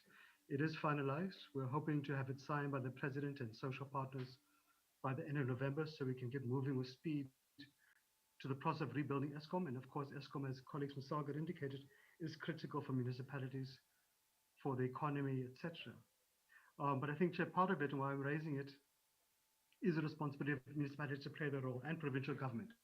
You cannot have a situation where provinces and municipalities owe almost 40 billion rand to ESCOM, where many municipalities have been collecting their electricity tariffs from consumers, from businesses, and then have sat on them. We cannot, as COSATU, help mobilize financial resources for ESCOM, including from workers' funds, if municipalities and provinces are not going to play that role, including national government, including the entities. The Minister of Finance had made a commitment to ensuring municipalities pay their bit. We have yet to see action around it. We don't want a situation where ESCOM has to cut off municipalities because of the negative consequence, but Salga must assist, COGTA must assist in this regard, Chairperson. Energy really should be a growth sector for the economy, like agriculture is, like tourism should be, etc. Next slide. Chair, I think it is quite useful that you had mentioned about other SOEs that fall under provincial and local government. We have yet to see any roadmaps for those SOEs, and we cannot simply afford for them to continue to limp along.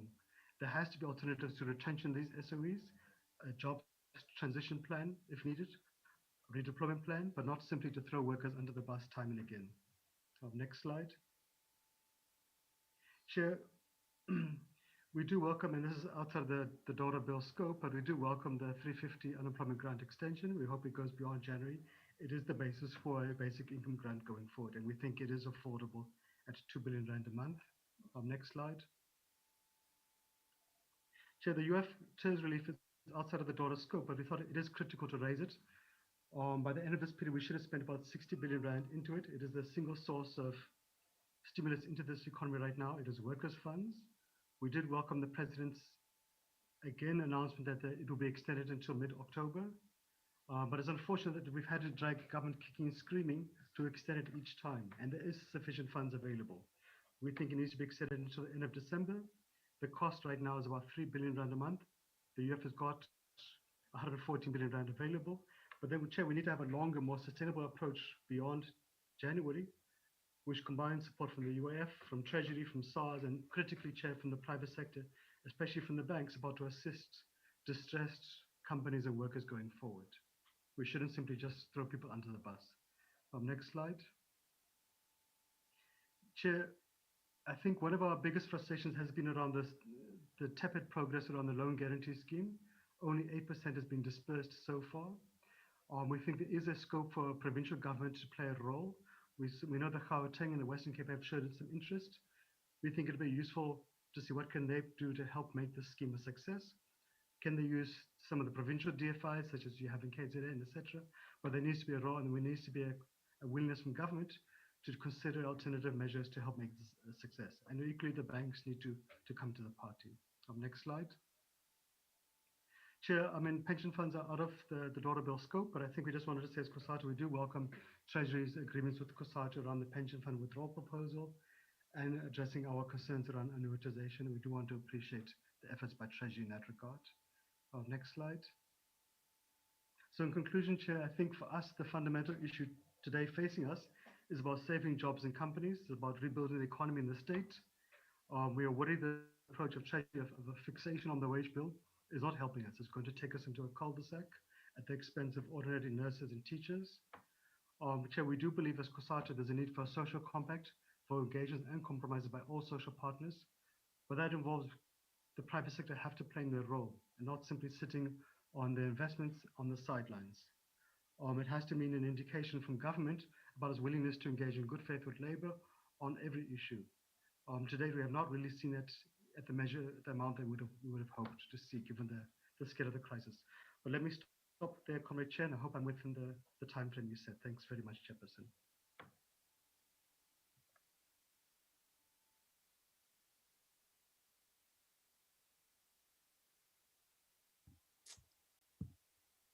I was muted, sorry. I was saying thank Comrade Matthew with your presentation. That was very efficient. You did it within your time allocated, but we'll continue and ask Pay the Grant campaign to also make their presentation, and again, 20 minutes maximum. And thank you very much, Chair. Can you hear me adequately? Very well, thank you. Okay, thank you so much. Good morning, Chairperson and honourable members. This is a submission of the C19 People's Coalition on behalf of the Pay the Grants campaign and the Education Working Group. Thank you very much for your time today. Members, we are concerned that this is a budget. Before is Ms. Hoffman. Please, please just introduce yourself and the delegation that you are with today. Yes. Apologies. So my name is Dr. Hoffman, Dr. Nimi Hoffman, and I will be co-presenting with Ms. Sasha Knox on behalf of the C19 People's Coalition. And this is composed of two components, the Pay the Grants campaign and the Education Working Group. Okay. Members, we are concerned that this is a budget for structural adjustment.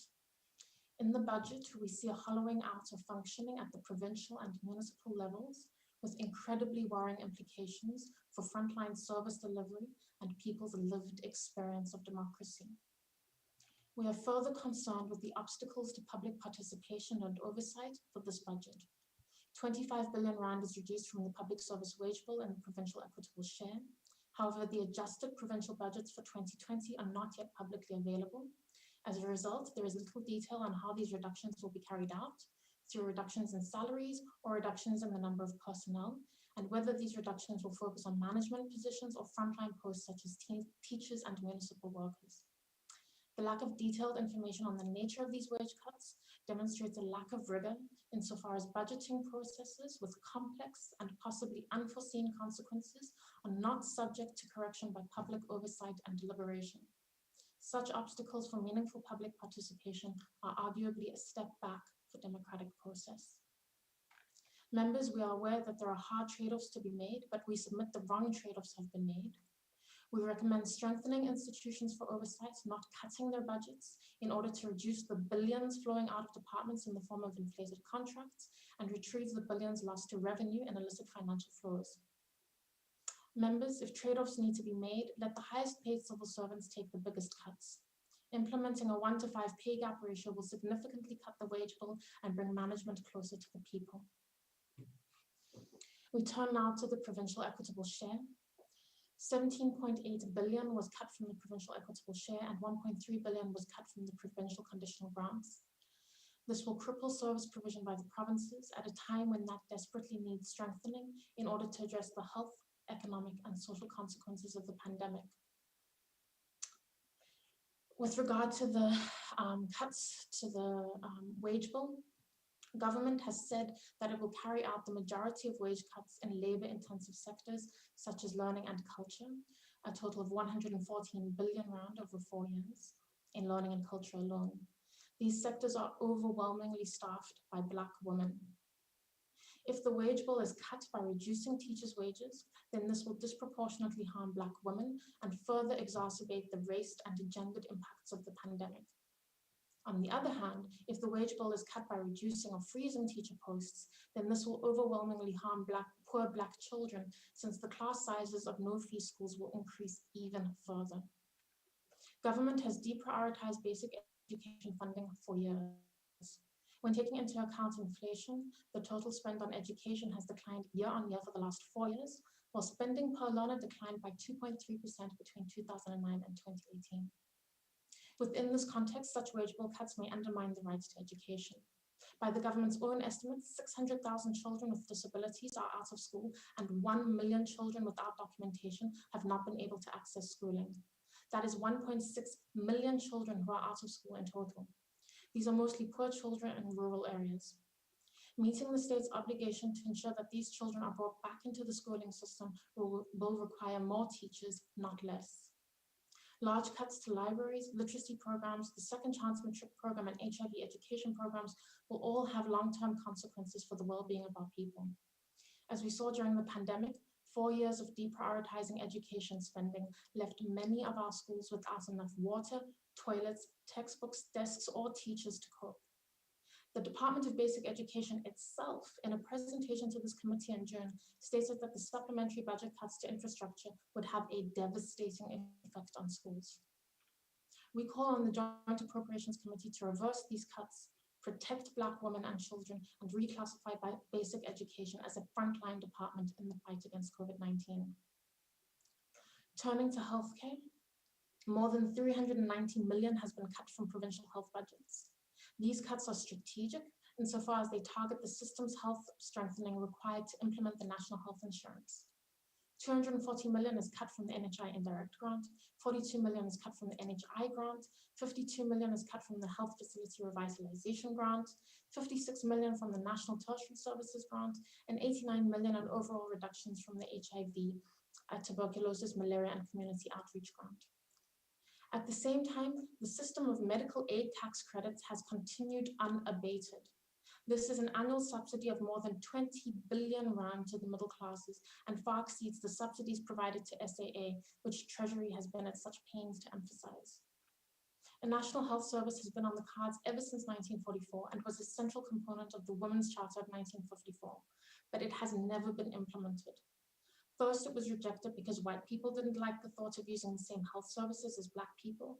And then in the post-1994 era, private hospital chains have opposed the NHI because it threatens their billion-rand profit margins. As health economists have observed with incredulity, while Ghana is a much poorer country than South Africa, it has managed to implement a fairly well-functioning NHI. In contrast, all signs are that the South African state refuses to implement the NHI. These cuts to the NHI budget represent a further abnegation of a historic mandate to implement a people's health service. We call on the Joint Appropriations Committee to reverse these cuts, halt medical tax credits, and commit the resources required to implement the NHI.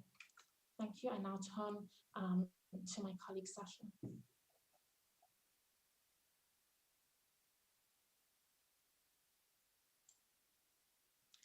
Sasha, I think you're still muted. Thanks, Nimi. I've popped my video on. I'm not sure if it's displayed. Chair, just let me know. So thank you, Chairperson and honourable members. I'd like to pick up from my comrade, Nimi Hoffman, in relation to the provincial adjustments and just zoom in for a second on social developments. In our submission, we try to show how particular interventions are highlighted as a so-called best foot forward, despite being radically insufficient. In other words, how the budget is actually rife with rhetoric. An example of this is the addition of 496 million to the Early Childhood Development Grants. While we welcome this addition, it is greatly concerning that despite the urgent context of COVID-19, changes to this grant are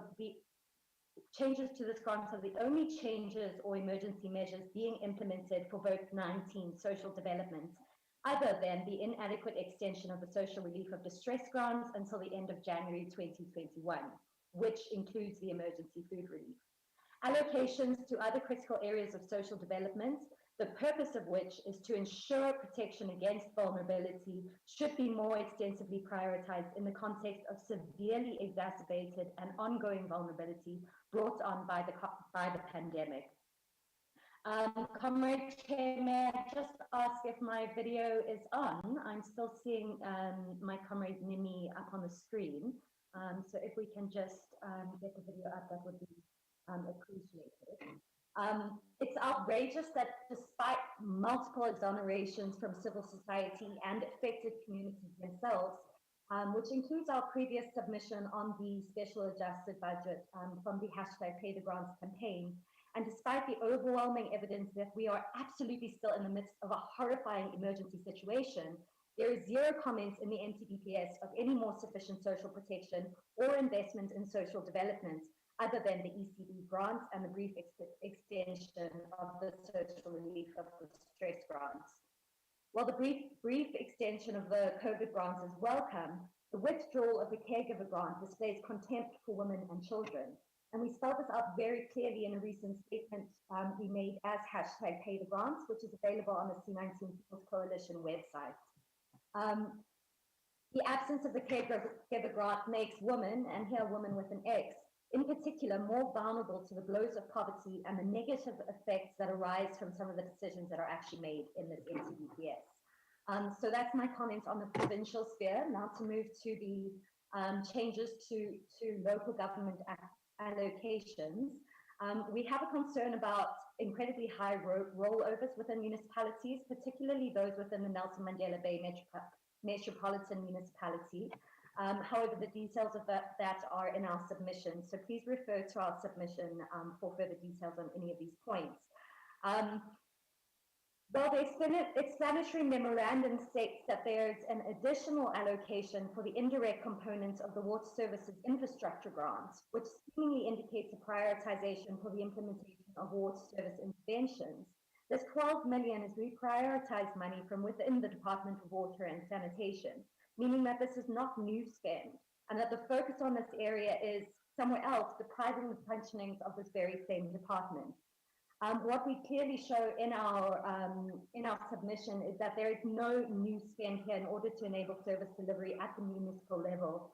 And there is also massive unaddressed inefficiency and an active disinvestment in delivering urgently needed water services, which is a stark contrast to the NCBPS illusion towards strengthening of municipal capabilities and infrastructure.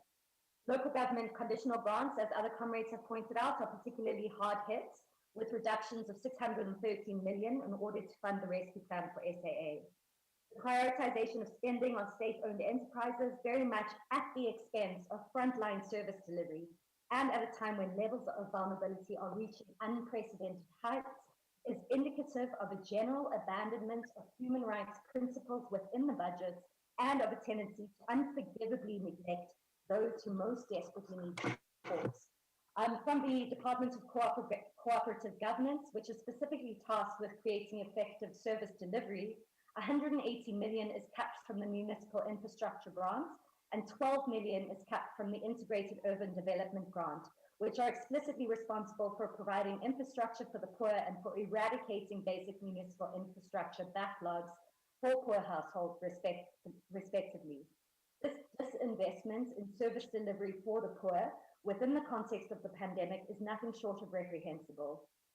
An additional 18 million, 18 million is reduced from the Integrated National Electrification Program, which Comrade Fox spoke to a bit.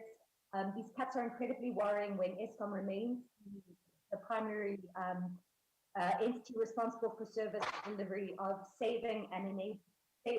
life-saving and enabling electricity. And when this grant is specifically purposed towards addressing the electrification backlog of all existing and planned residential dwellings, including informal settlements and farm dwellers. When backlogs already disproportionately affect the poor, this again seems like a hostile move in relation to the most vulnerable. There's a severe neglect for informal settlements, which Comrade Parks also pointed out and which we raised in our submission. And further indicative of the severe neglect of the most vulnerable, 12 million is received from the Neighborhood Development Partnership Grant, which is specifically geared towards improving the quality of life and access to opportunities for residents of South Africa's underserved neighborhoods, generally townships and rural areas. So it's very much an abandonment of the poor and the vulnerable in these figures. In relation to existing channels for job creation at the municipal level, the Infrastructure Skills Development Grant geared towards employing graduates into municipalities takes a 2 million rand cut, in addition to the 8 million cuts that could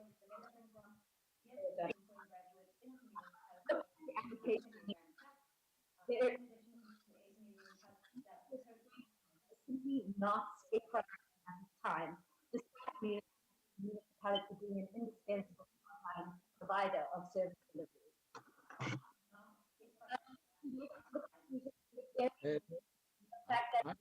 Sorry, is your TV on? Please switch it off because we are getting the feedback. Switch it off. Switch off the TV in the room, and let's try because we are losing you now. We're just getting feedback. Okay, please continue. All right, Chair, I've turned off my video. So we take very seriously the fact that we are in times of severe fiscal constraints.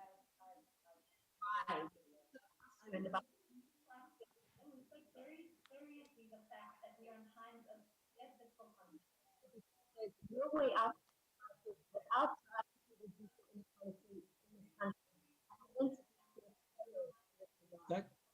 Such a what we've definitely lost you.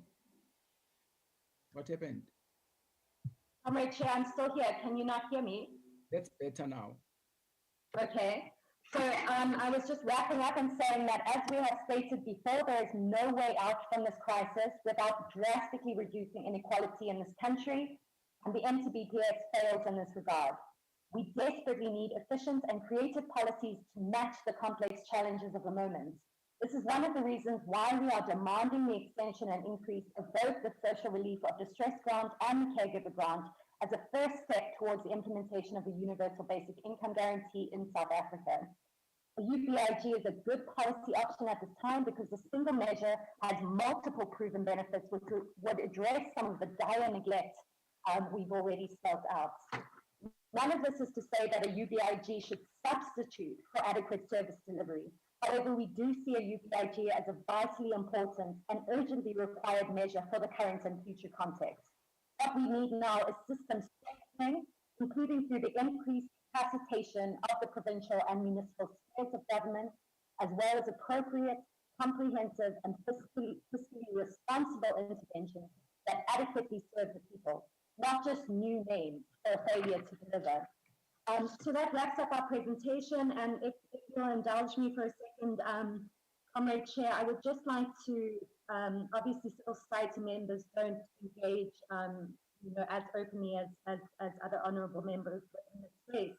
But I just want to say that I'm very disturbed by some of the Q&A sessions around Salga's presentation this morning and Honourable Randall's mischaracterization of service delivery protests as a primary threat to social delivery and infrastructure. Really, this representation gets the order wrong. The point is simply that infrastructure and service delivery, if they were anywhere near adequate, there wouldn't be protests in the first place. There's this misrepresentation of the poor as these kind of thugs, but nobody chooses to have to go out and protest. People are forced to do this. We have a wider discussion about how this constitutes unpaid labor and the crisis of social reproduction in South Africa. But really, all of this is indicative of a lack of empathy with the poor, and it's becoming well established as a political position, despite the poor in this country absolutely being subjected to some of the worst conditions in the world. We try to spell out some of these similar anti-poor sentiments throughout our submission. So please, if we can also request the joint committees to please circulate to members involved in this discussion our submission. Due to the very tight turnaround times, we weren't able to put together both a submission and a presentation, but we do believe it's important to circulate the information in our submission. And then I also just want to take a moment to read the first paragraph of our submission, which states that we make the submission while acknowledging that there has been concern that civil society's input into the budget and government processing is often not taken seriously, and so we refer to outsourced reason therefore. In the document, we recently sent to the finance ministry to acknowledge the concern that the short turnaround time for submission and presentation is unfit upon the public. The key reasons about to take violating a collective responsibility to respond seriously. We urge finance and appropriations committees to urgently consider implement measures to make public process I'm losing you. more accessible and viable rather than being relegated to the stocks exercise. Thank you so much, Comrade Chair and honourable members, for your time. That's fine. Thank you so much. Please, any material that you want to distribute to the honourable members, will do so. Okay. Right. Thank you. Thank you, Goffman and Sacha for the presentation. And you did it on time. It was very efficient. Can we then go to Rural Health Advocacy Project?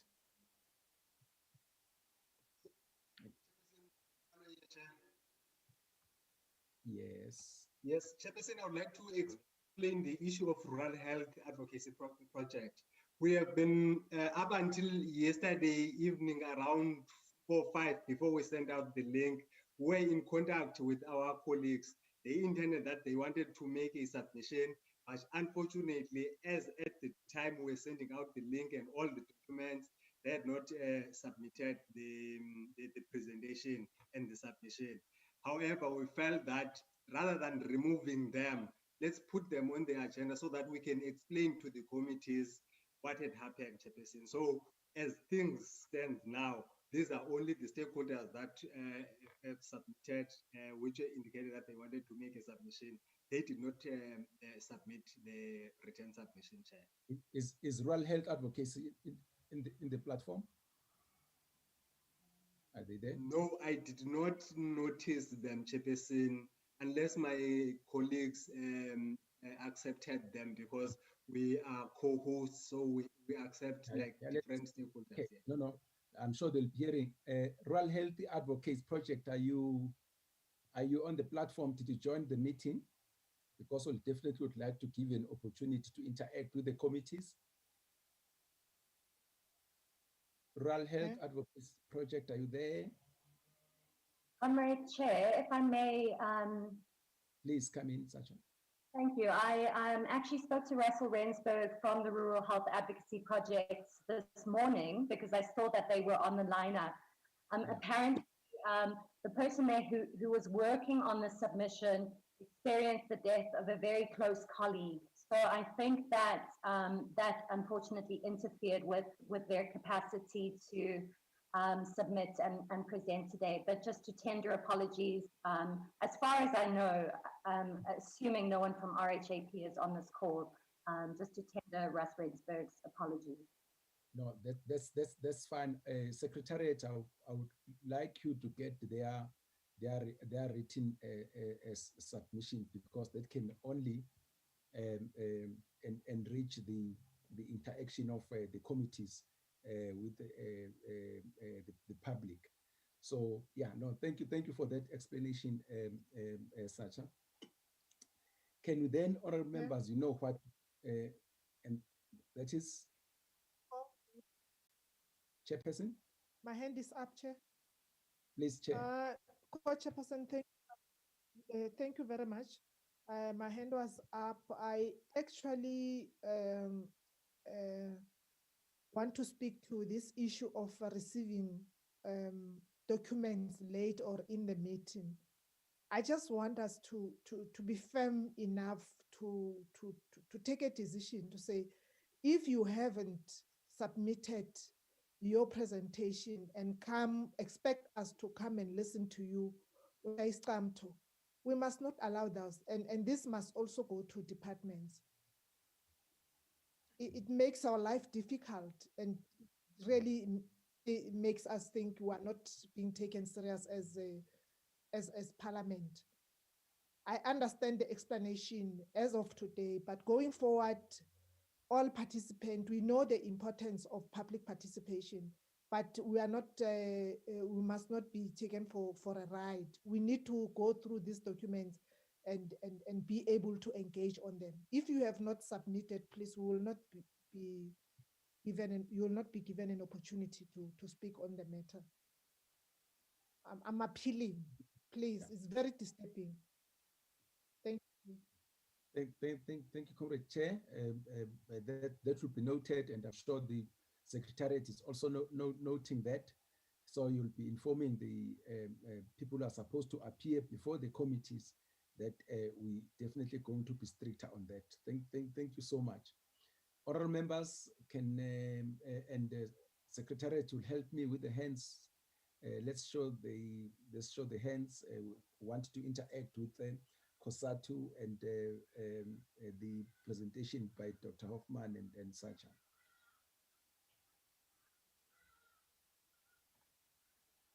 Let's see who's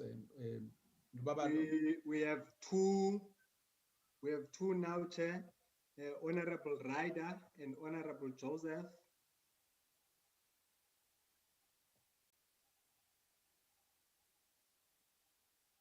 Honorable members, if you can't raise it on the platform, please shout. I'll be happy to take your name. Honorable members. Honorable Mahlangu. Honorable Mahlangu. Honorable members. Okay, I heard that some of them were really struggling with connectivity. Plus, but please help me once they connect, indicate if there's any other additional hand. Okay. Okay, thanks, Chair. Honorable Ryder, 4 minutes maximum. No, Chair, thank you. I'll be much shorter than that. Yeah, thanks again for the presentations. And yeah, I think regarding COSATU's presentation, once again, we find ourselves agreeing with many of their points. I think that once again, Mr. Parks has put forward a good argument and a good discussion, and a lot of thought has gone into it. We agree with it almost entirely, but certainly not entirely. And I think that just to emphasize as well, perhaps, that the need to reduce the public wage bill, I think, is accepted by everybody. And that must be emphasized. But we share the concern that the way that this is being done appears to be very unscientific. And it's almost as if the the reductions in the wage bill is not targeting the unproductive millionaire managers that the cadres that have been deployed, but it's rather seems to be targeting the people that are actually providing the services. And I think Mr. Parks emphasized teachers but yeah, police officers, health workers, the guys that are sitting in the home affairs offices doing the actual work, the work that really makes a difference to the citizens and residents of South Africa. Those seem to be the places where we're targeting the wage cuts, and that's problematic when we should be targeting the unproductive cadres that have been deployed and just warm seats and spend their time deciding which consultants to call in to do the work that they're being paid to do. So yeah, I think that's my biggest input on Kusatu's presentation. In terms of pay the grant, I want to agree that the message being given by government is very concerning, because we're seeing school infrastructure grant being cut. We are seeing education and health budgets being cut when this is perhaps the area that we need to be focusing on. And I actually want to ask, how much has been cut from VIP protection? That would be a good question to ask. I think we need to do some research on that, Chair. So I think that there's some value from that, the first half of that presentation. I'm afraid the second half of that presentation lost me entirely, and I disagree with most of it. Yeah, the other point I just want to make, I don't think that NHI is the right option for implementation now. That obviously is an ideological position. I think that pulling everyone down to the lowest common denominator is not what's needed. We need to find a way to pull everyone up to find a common area. Thank you, Chair. Thank you, Honorable Ryder. Honorable Joseph.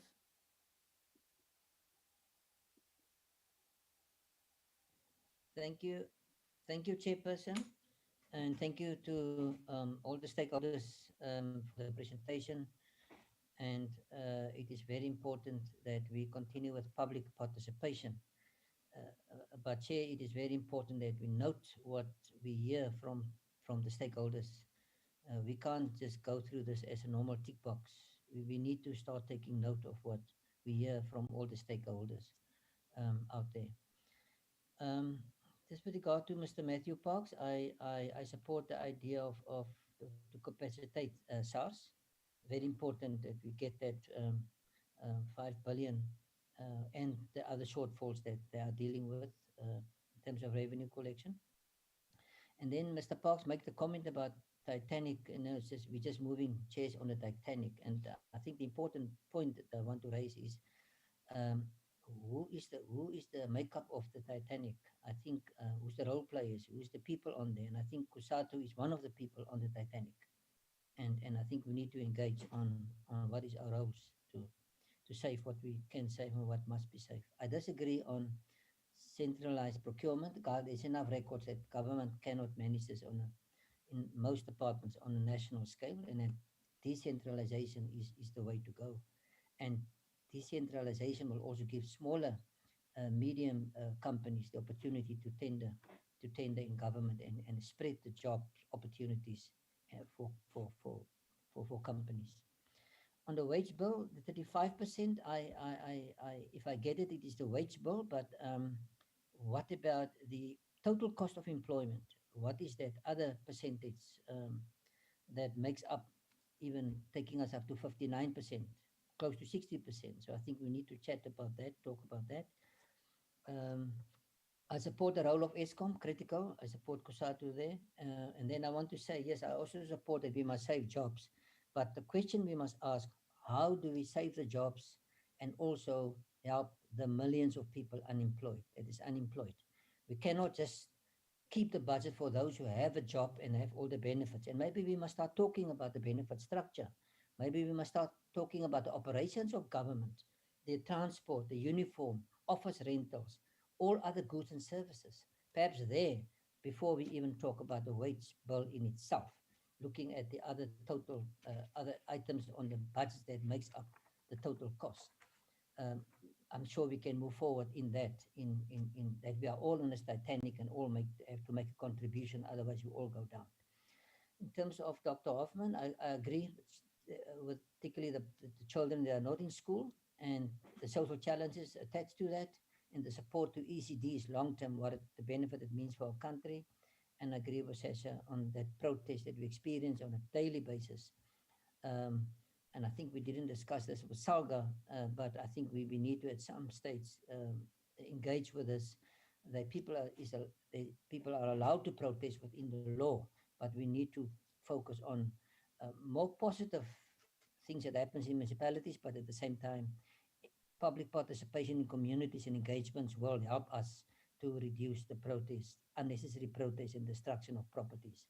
And then the last point, Chairperson, I want to support the co-chair on the issue raised on organizations that need to submit presentations in advance so that the committee has an opportunity to prepare, but also that we don't open the door for anyone who said that they have problems to just come on the platform and want to speak. I mean, the committee has a structure that we operate and work within. But in closing, Chair, I think the public participation is critical, and this committee needs to note what people are saying and not just taking it as a tick box every time when we have public participation. Thank you, Chairperson.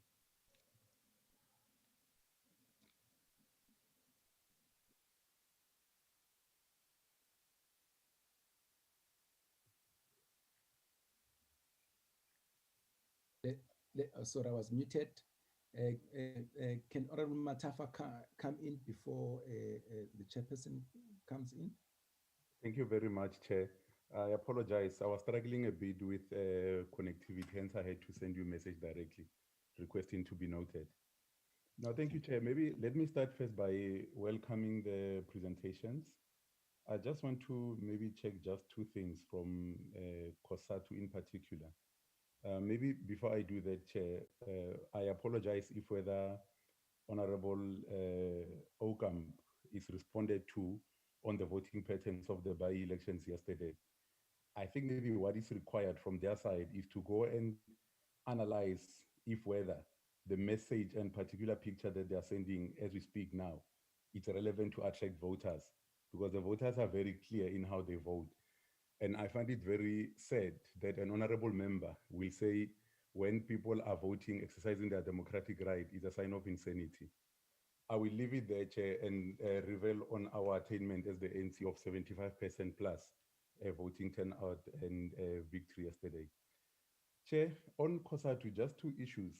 I just wanted to find out from the issues that we raised in the previous presentation. There was an issue of irregular expenditure and wasteful expenditure that we spoke to. And the respondents indicated that it's a delicate issue that requires various stakeholders to resolve. I'm interested to check with COSATU as far as the role of worker unions in the public space are concerned. Is there any particular proactive measure that COSATU is taking to ensure that the legislation that is passed by government is adhered to? Because it's common cause that when an employee is in trouble based on their conduct, the first place they run to is to their unions. And I think maybe somehow the unions also need to be involved to ensure that the government, the type of government we seek to achieve is attained. The second one, Chair, is also again on the role of the unions, particularly in the private sector, to hold their employers accountable in terms of their investment in the country. Because in most cases, it is lamented that the private sector is sitting on hoards and hoards of cash and are not investing it in the country. And I think for the country to turn around, the economic misfortunes that we have will definitely require the assistance of the private sector. I just want to find out what is the interface that COSATU has with those worker unions that are active in the private sector. And on the pay the grant campaign, I noted in one of the slides, Mimi speaks of a silence on GBV and femicide emergency plan. We agree that there's a challenge that is faced with by the country, and it requires all our attention and speedy resolution. But I want to check with the Pay the Grant campaign, if whether the 3 bills that were passed by Parliament, are they not sufficient enough given the current challenge of financial constraints that we have as a country, and an indication that there's not necessarily silence. Government is responding to the challenges that are faced by the women of the country. Because, Chair, my view is that not all problems require financial solutions. Where finances are required, definitely they must be advanced. But whilst finances are a bit of a challenge, government must seem to be acting. And I think the 3 bills represent some of the action that government is raising. In closing, again, I want to congratulate the African National Congress for the performance in the by-elections of yesterday. And it's something that Honorable Ocampo must learn to live with for the next foreseeable future. Thank you very much, Chair.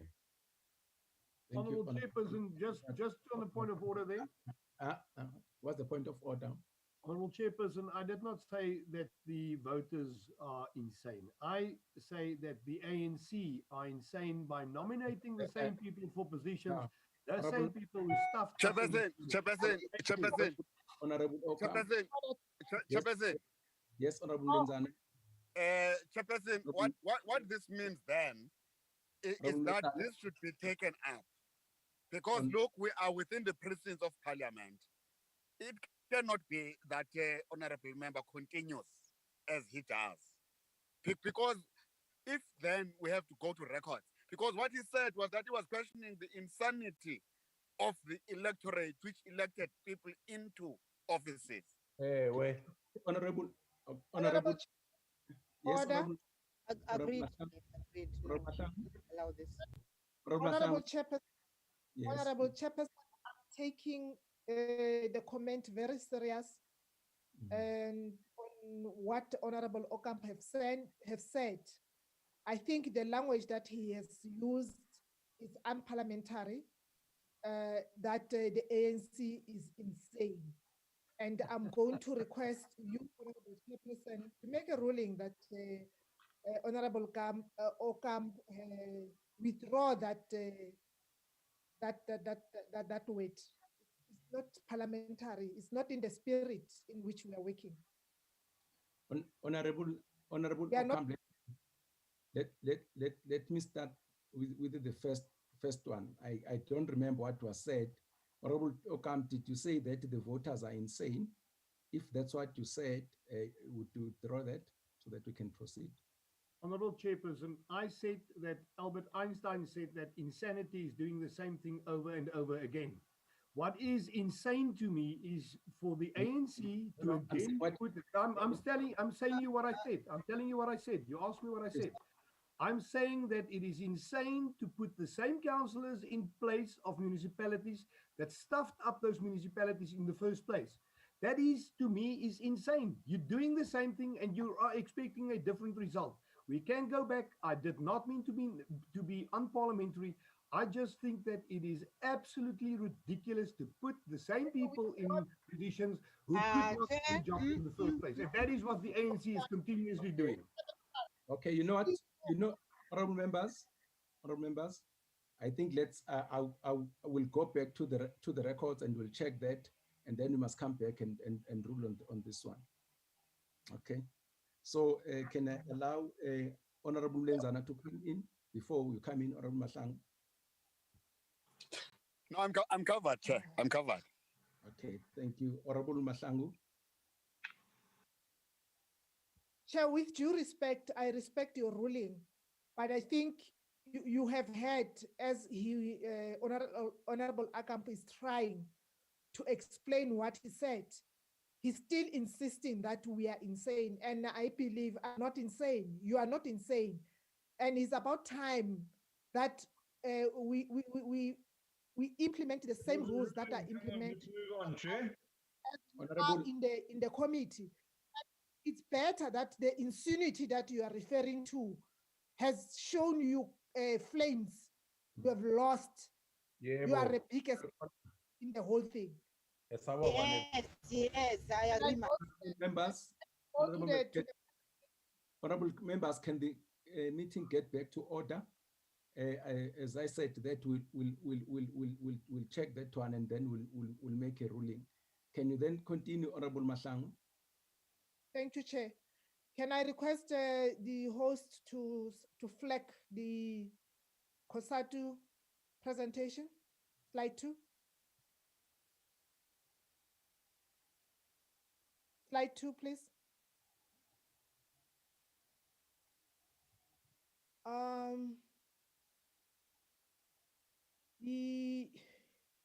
The issues that are stated here in this slide, Honorable Chairperson, I want to note them with the seriousness that it deserves, but also trying to be careful to say on the last part one, bullet, fixed state leakages, corruption, wasteful expenditure, distressed SOEs, SARS. These are the issues that we've been raising. And I want to avoid to be tempted to say agree with what they are saying, because we're still going to discuss the report as the joint committee on what decision are we saying, what is our take on what they have presented. Consequences of prioritizing debt reduction, we have also reflected on that when we spoke to the presentation by Salga. If you can go to slide number 3, Chairperson Lubabalo.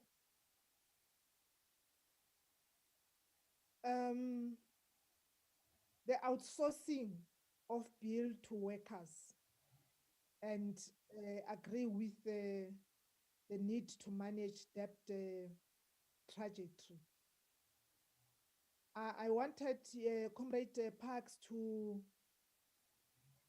unpack this more, and also reflect on the last item, underlying causes, where he speaks about endless SOE bailouts. And I think this word of bailouts, it has been an issue within different committees. And also as a cluster, we've been saying, what do we call these things? And it depends on an individual, how you interpret the word or the action itself, because you're helping. But if there are conditions, like yesterday, there were conditions outlined when Dr. Mampo, is it Dr. Mampo who was making a presentation? Yes. There were conditions outlined there. Only conditions and outlining or unpacking what do you call these will only help us as an overseer or a committee to be able to oversee what is happening. Slide number 4. I'm trying to speed share. I don't want to tap on your toes again. The banning of the politically exposed persons, spouses, children, and state tenders. Chairperson, I'm talking on a personal point of view, because this Comrade Parks, it looks like it's a sin for a politically exposed person's a child or a spouse to get involved in the kind of business that they're having. What if that person has been involved in the business before he became or she became politically exposed person? I'm not saying we must promote that, as long as the tender has been acquired correctly. I don't have a problem with that. I only have a problem with the abuse of the power that the politically exposed person is having, and making his or her spouse or children to benefit out of that thing. So I think we must not punish our children and our spouses for us to choose to be in politics. Some of us, we became involved in politics, not because we had a choice, because we had to challenge the situation in which we were exposed, we were living. So you'll pardon me, Comrade Parks. I think we need to be careful on how to deal with this. I'm saying correct procedures need to be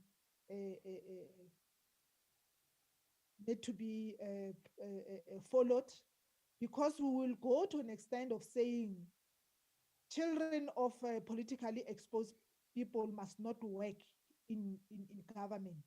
What I understand and agree with is that we, as politically exposed persons and the officials of government, must not do business with government. That I understand totally. But these other issues, not unless they are being abused. I can agree with you on that.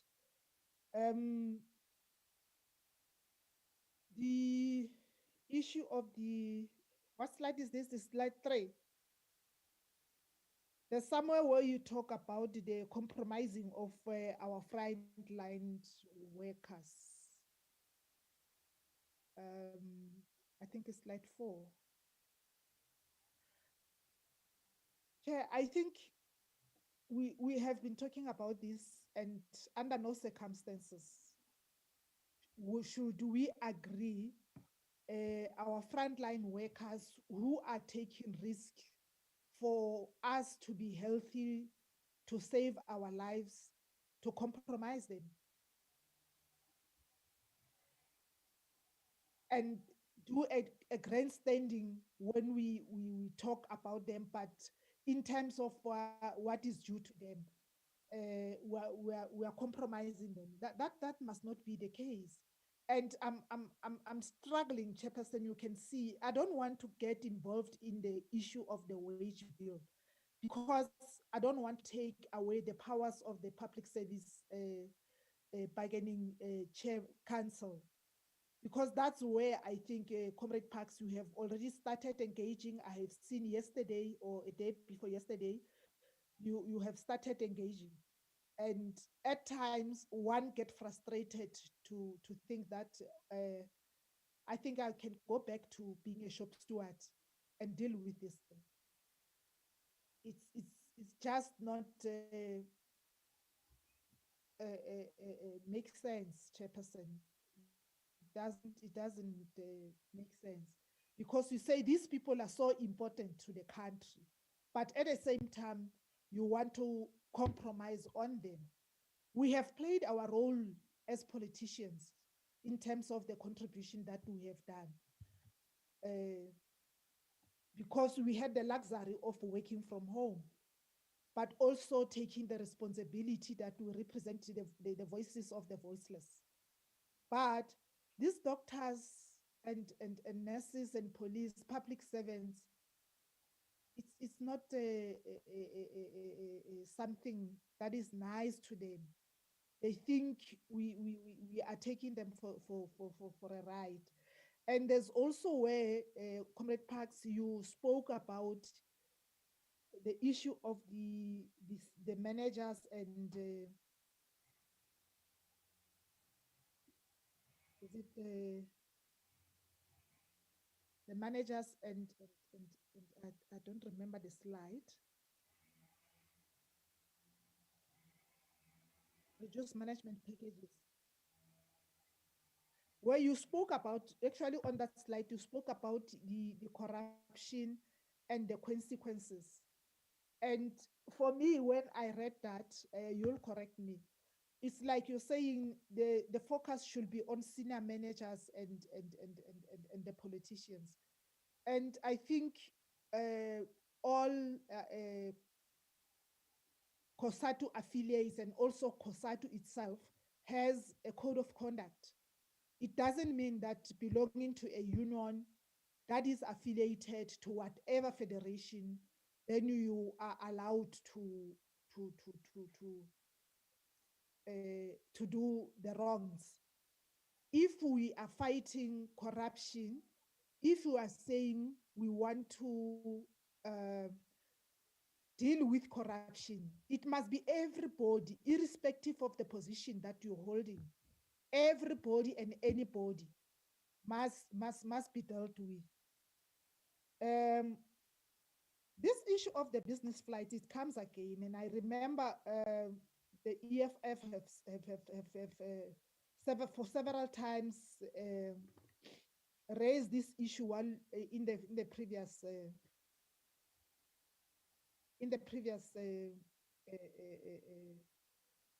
parliament, in fifth parliament, that it makes no difference for parliament whether you fly in business or in economy.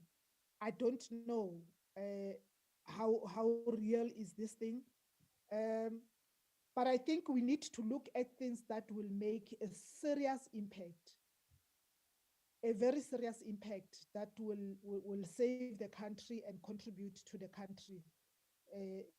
country's economy.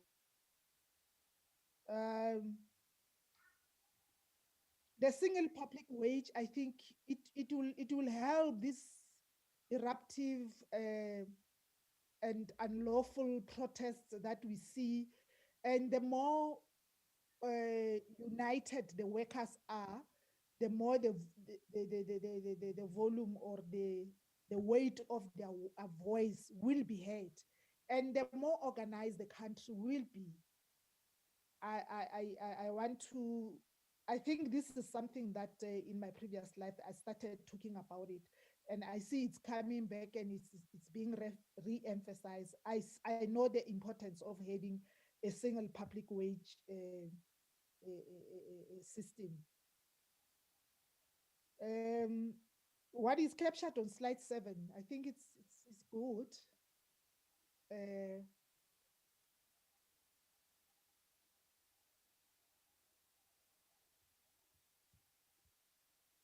Okay, I understand. I don't agree because I have to agree through the committee. I understand what you have highlighted on slide 7. Chair, on the other slide, Chair, 9 and 10. Yes, Chair. I exceeded? Are you going to? Yes, I'm going to go to slide by slide. Let's summarize. No, We're running against time. no, I must not go there because I identified slides. Hence, I requested that the slides must be there so that everybody can be with me. But it's okay, Chairperson, and thanks for the opportunity.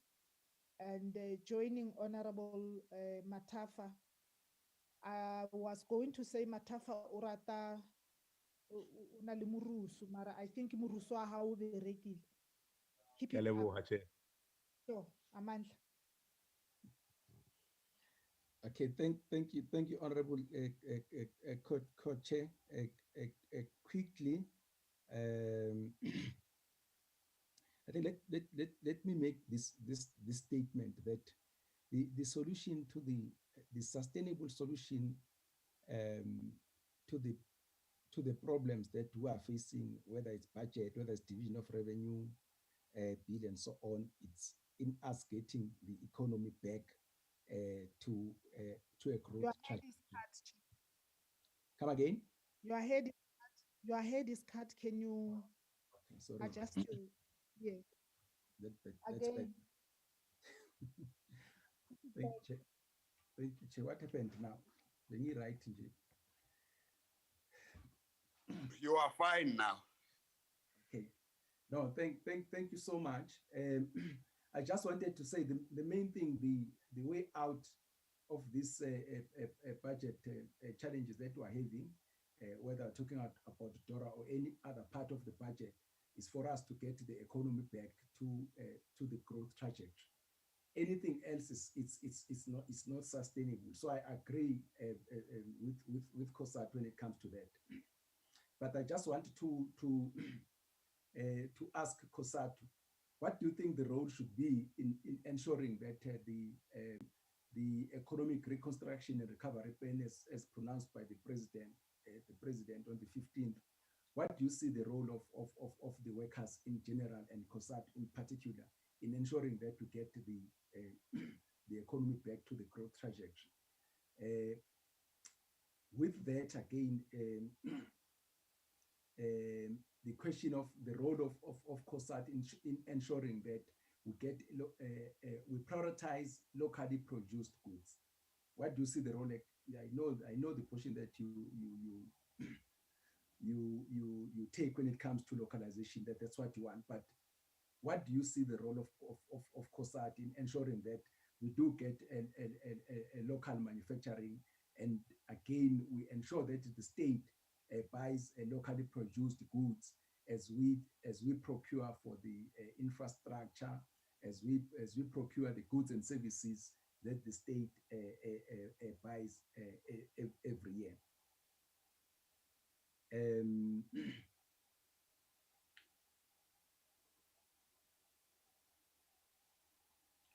Perhaps let me come to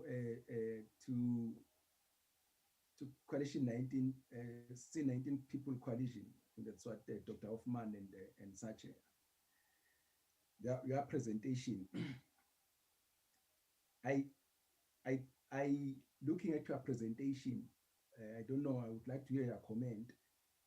I think we are very thin in saying where is the money going to come from? Where should we be getting the money from as the government?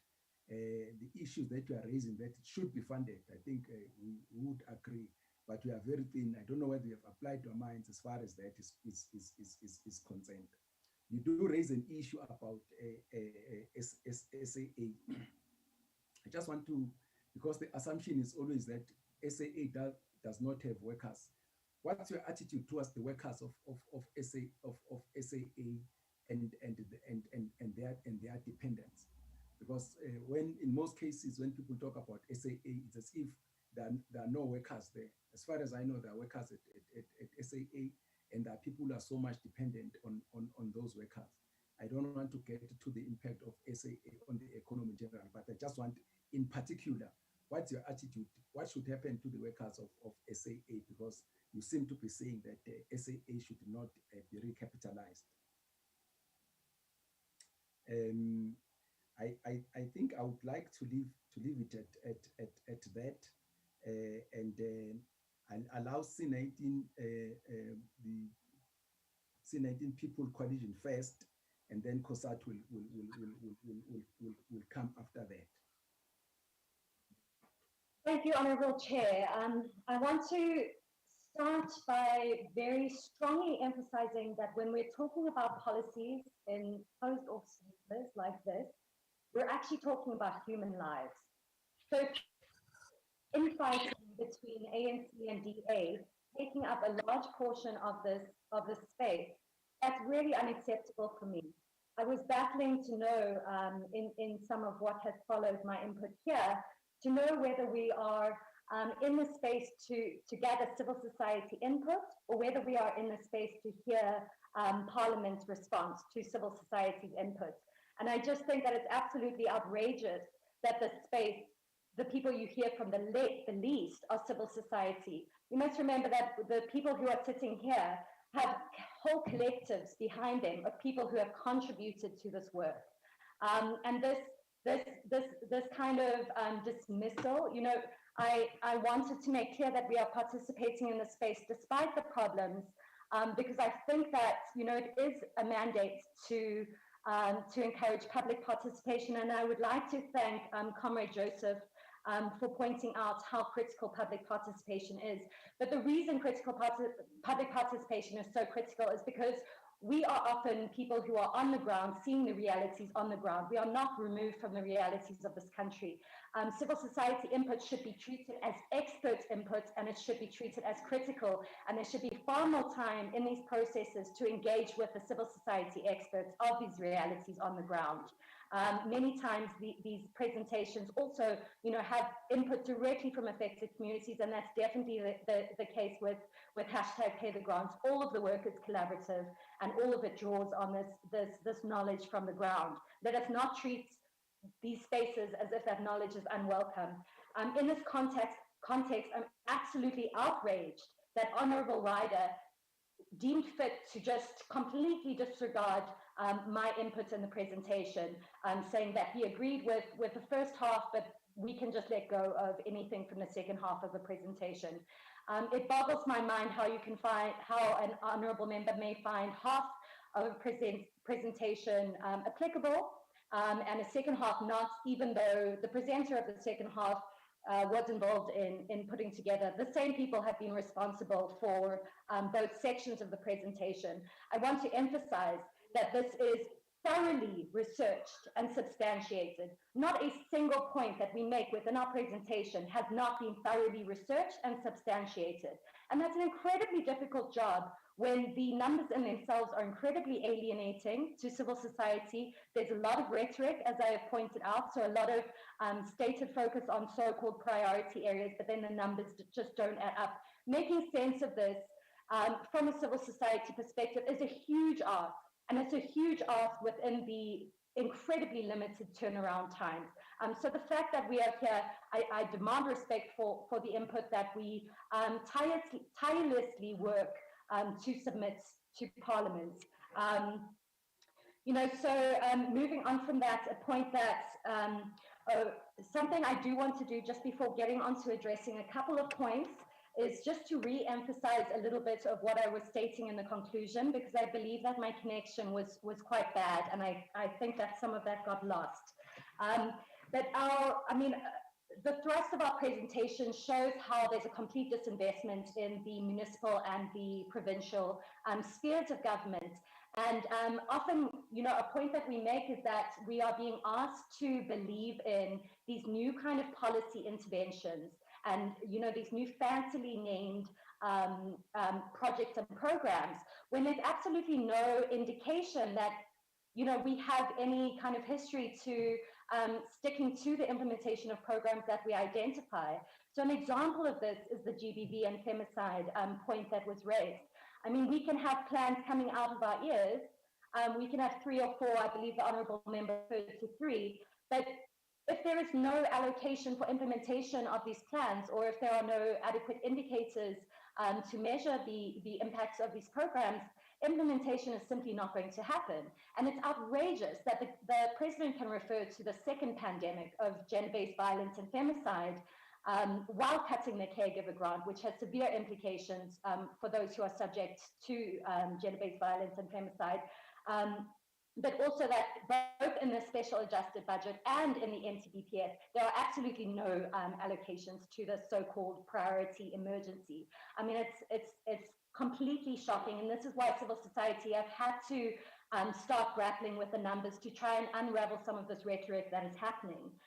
So what I had said in my conclusion, which I believe might have been cut short slightly, is that we take very seriously the fact that these are times of immense fiscal constraints, and this is why we are so concerned about ineffective conceptualization and implementation of this at this time. We can be talking about new policies and new programs, but when we're totally abandoning the existing infrastructure and not following up on anything that could be relevant to an appropriate COVID-19 response in terms of our existing infrastructure, there's a problem that's happening there.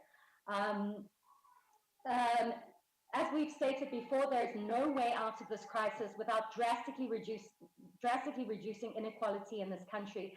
And basically, the NTBPS fails in this regard. What we state is that we desperately need efficient and creative policies to match the complex challenges of the moment.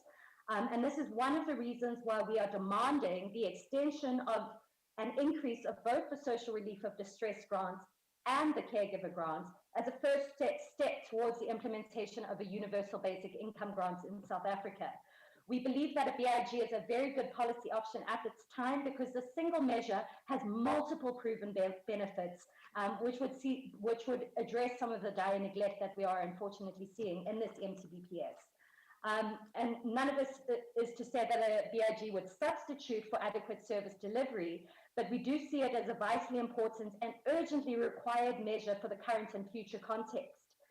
What we need now is system strengthening, including through the increased capacitation of provincial and municipal spheres of government, as well as appropriate, comprehensive, and fiscally responsible interventions that adequately serve the people, not just new names for a failure to deliver.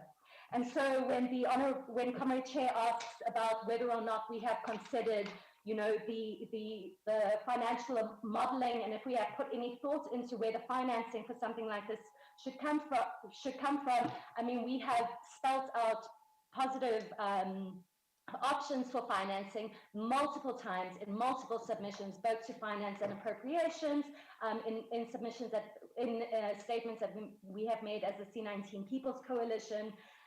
You know, we show that, you know, there needs to be a wealth tax, there needs to be that's graduated and sustainable, there needs to be an inheritance tax or a larger carbon tax. A lot of these measures would see revenue raised recycled back to the citizens over time. You know, so there are various very practical options for revenue raising at this time. And yeah, to just kind of throw out hands and say there's no money is absolutely not the solution at this time. We need progressive measures to finance the implementation that is needed and to finance a BIG in this country. And there's so many options for it. It's not necessarily about trade-offs, and I was discussing this a bit with my colleague Nimi, but it's not necessarily this false setup of trade-offs, one or the other thing. You know, an example of this is many of the emergency responses for COVID-19 are being seen as necessary to be done at the expense of another area like education or health. But I mean, that's completely nonsensical.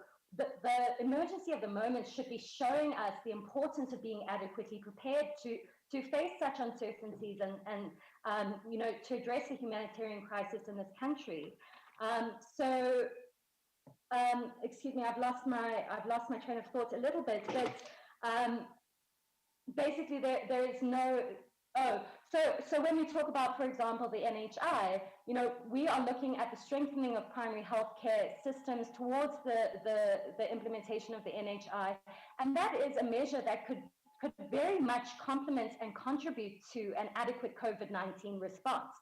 The upgrading of education infrastructure shouldn't be seen as contrary to an adequate COVID-19 response. That should be part of a complex and adequate response. So the situation where we're always discussing the trade-offs is really a false situation and lacks the kind of creative thinking that we need at the time, which looks at productive system strengthening for better service delivery. So those would be my points, but please do check out our research. I mean, it's freely available. You can check out #PayTheGrants. You can go to the C19 People's Coalition. We as civil society are doing this unpaid labor because we are forced to. Similarly to how protesters are forced to go and protest. We are seeing decisions being made that are nowhere near close enough in terms of addressing the severe humanitarian crisis that we are facing right now. And so we are being forced to crunch the numbers, look at the solutions, look at the allocations. What I tried to emphasize in my first input is that no matter how many times we come with this research, it's pretty unpaid labor. You know, there should be people getting paid to do this kind of rigorous analysis. We are here and we are doing it, and we urge you to take it seriously and for respect for the research that we've done in this space by all honourable members. Thank you so much. Thank you. Dr. Hoffman, you want to add something? Yes, please, very briefly. So there was a question about the government's commitment to gender-based violence. If we're asking about this commitment, then we must acknowledge that the pandemic has harmed many more Black women than any other group in South Africa. We must acknowledge that, especially in terms of unemployment.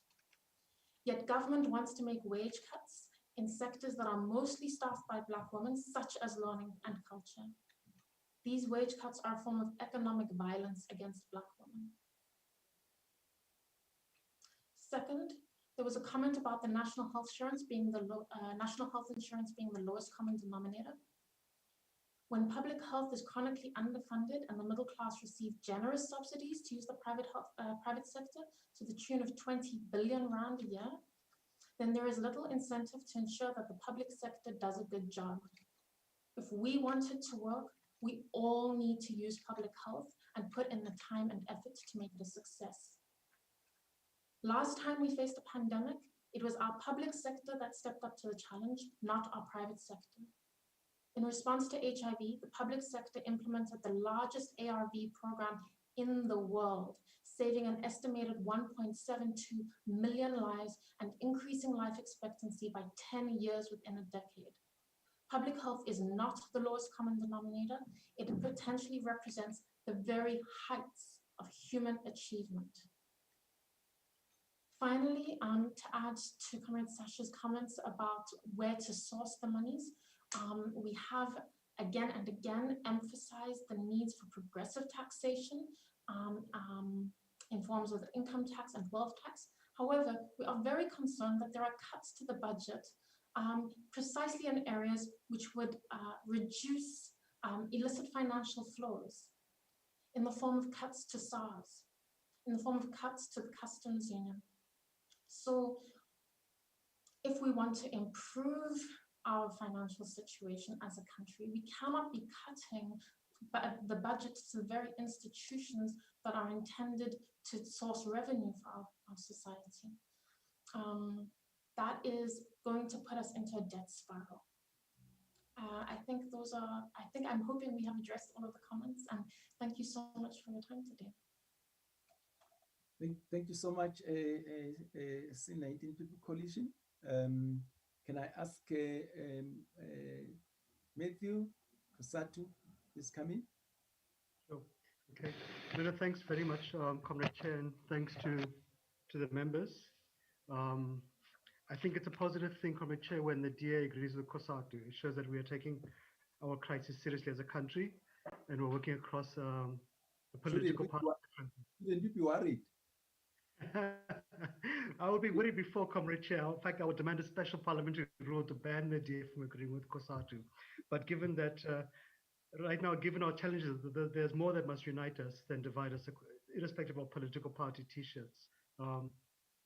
Chair, look, to Honorable Ryder about the wage bill, I don't think a police constable who earns 186,000 Rand a year would agree that his wage is out of control. I don't think a teacher who is highly indebted would say she is overpaid and she's a single mother of 2 children. I don't think nurses who are working for 6 jobs would say that they are bloated. I think for us, Chair, we do want to save the state, because if the state goes to the IMF, it's going to be workers who pay the price, especially public servants who would be retrenched, the wages would be slashed. We want to save the state, but government must engage with workers in good faith. They can't simply issue press statements and say that's an engagement. We think there are ways, because inflation is plummeted by half. We should look at the next 3-year wage agreement and focus on what fat can we cut on top from management, from politicians, from the entities, from the SOEs. Have one wage agreement in the state. Look at redeployment of staff from less critical posts to frontline posts. But again, the point is, Chair, to engage. And look for contributions and compromises. In 1998, COSATU agreed for a reduction in the GPF contribution by the state from 15 to 13% as part of assisting government. Has to engage in good faith. And Comrade Chair, Ryder is right that we have to do the fundamental cause of the corruption, the bleeding of the SOEs, the decapacitation of SARS, and the stagnant economy, Comrade Chair. I'm glad Honorable Joseph speaks to about the importance of listening to stakeholders. That is something we think that government often at times doesn't fully appreciate. It's quite worrying, Chair, that at SARS, at customs, only 5% of containers coming through our ports of entry, Comrade Chair, are inspected for customs duties. We're losing billions of rands to the state. It's undermining local manufacturing jobs, etc. It's an easy thing to resolve if government shows a bit of will. We are all on the Titanic, Chairperson. It requires all of us as Labour, as government business, to resolve the problems. We're willing to make our contributions. Why we raise the issue of the central procurement of certain large items in the state, Comrade Chair, is not for tuck shop stuff in Tabazimbi, but certain large items like textbooks, like the PPEs. And you find, for example, PPEs, we might think it's a very simple thing, it's a piece of cloth, but there are certain specifications to it that a municipality in Toyondo or Springbok won't have the capacity to understand.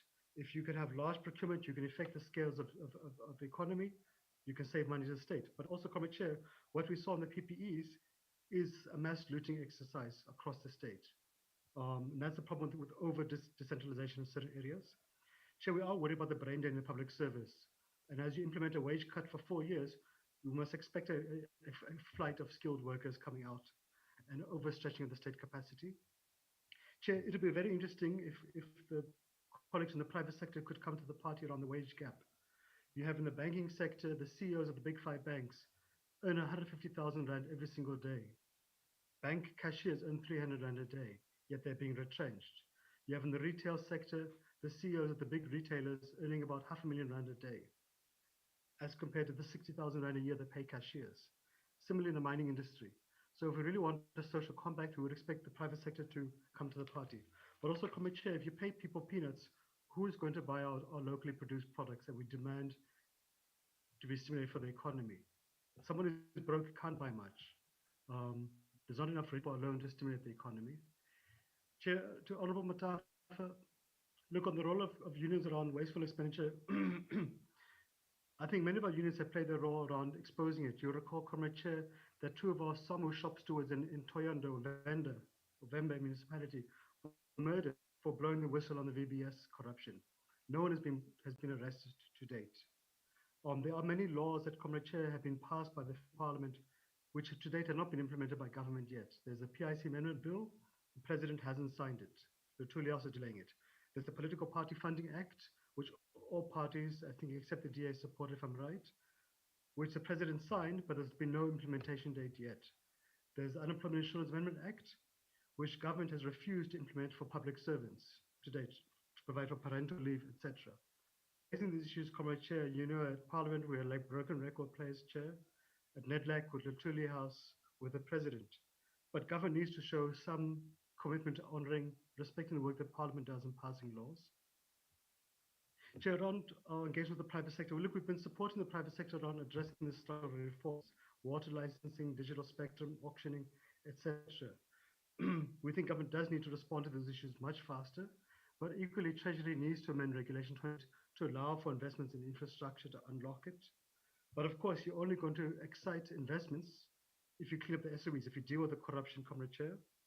We do think that as Labour, we need to play a much greater role around shareholder activism.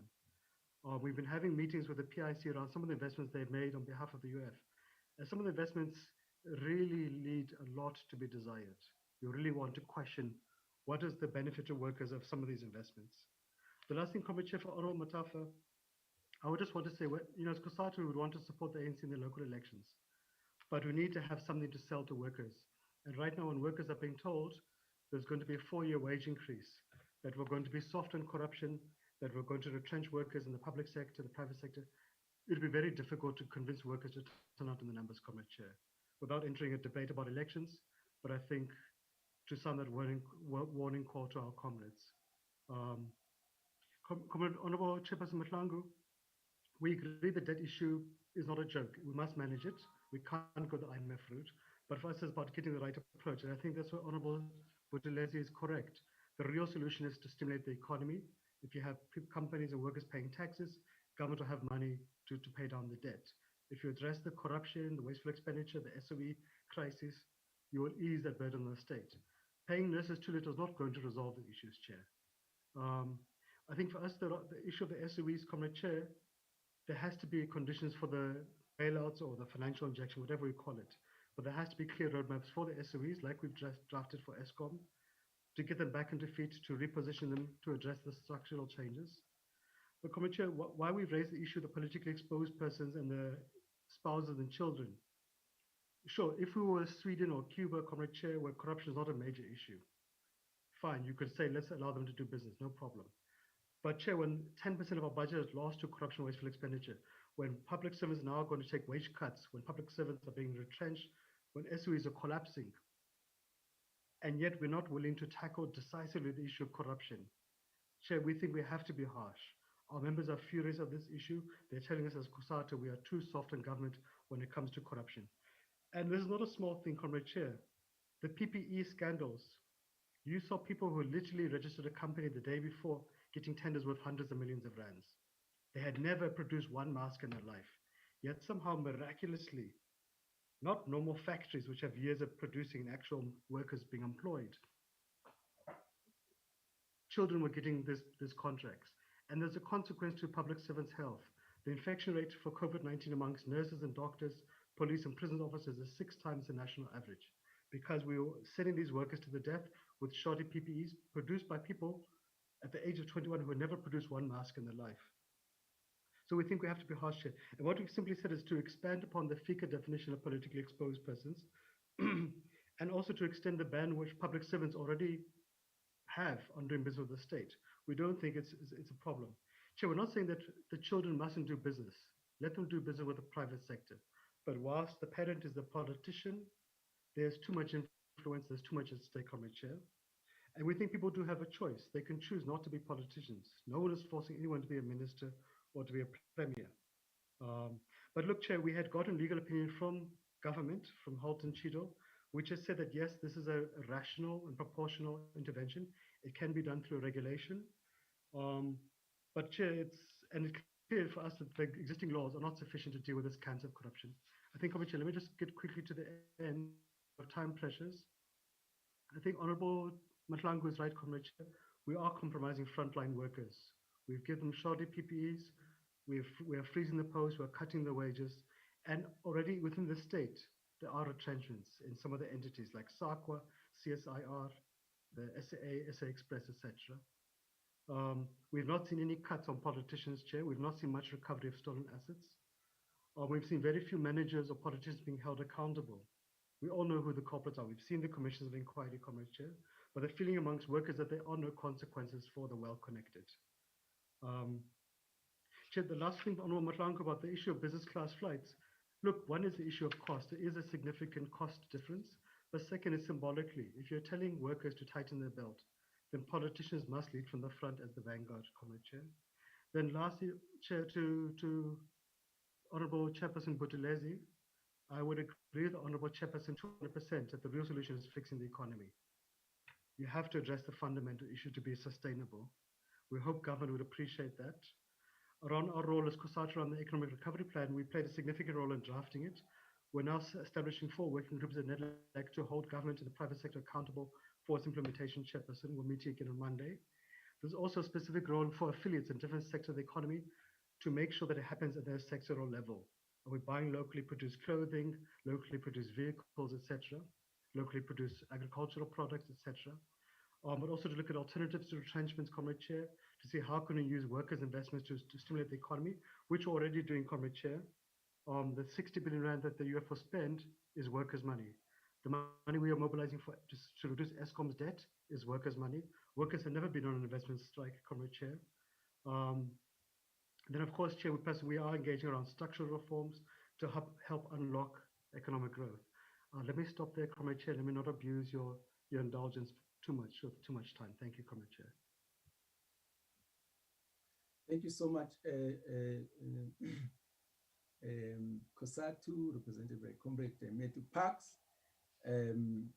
Obviously, all members, the issues that we are dealing with are not easy issues, and we appreciate every time the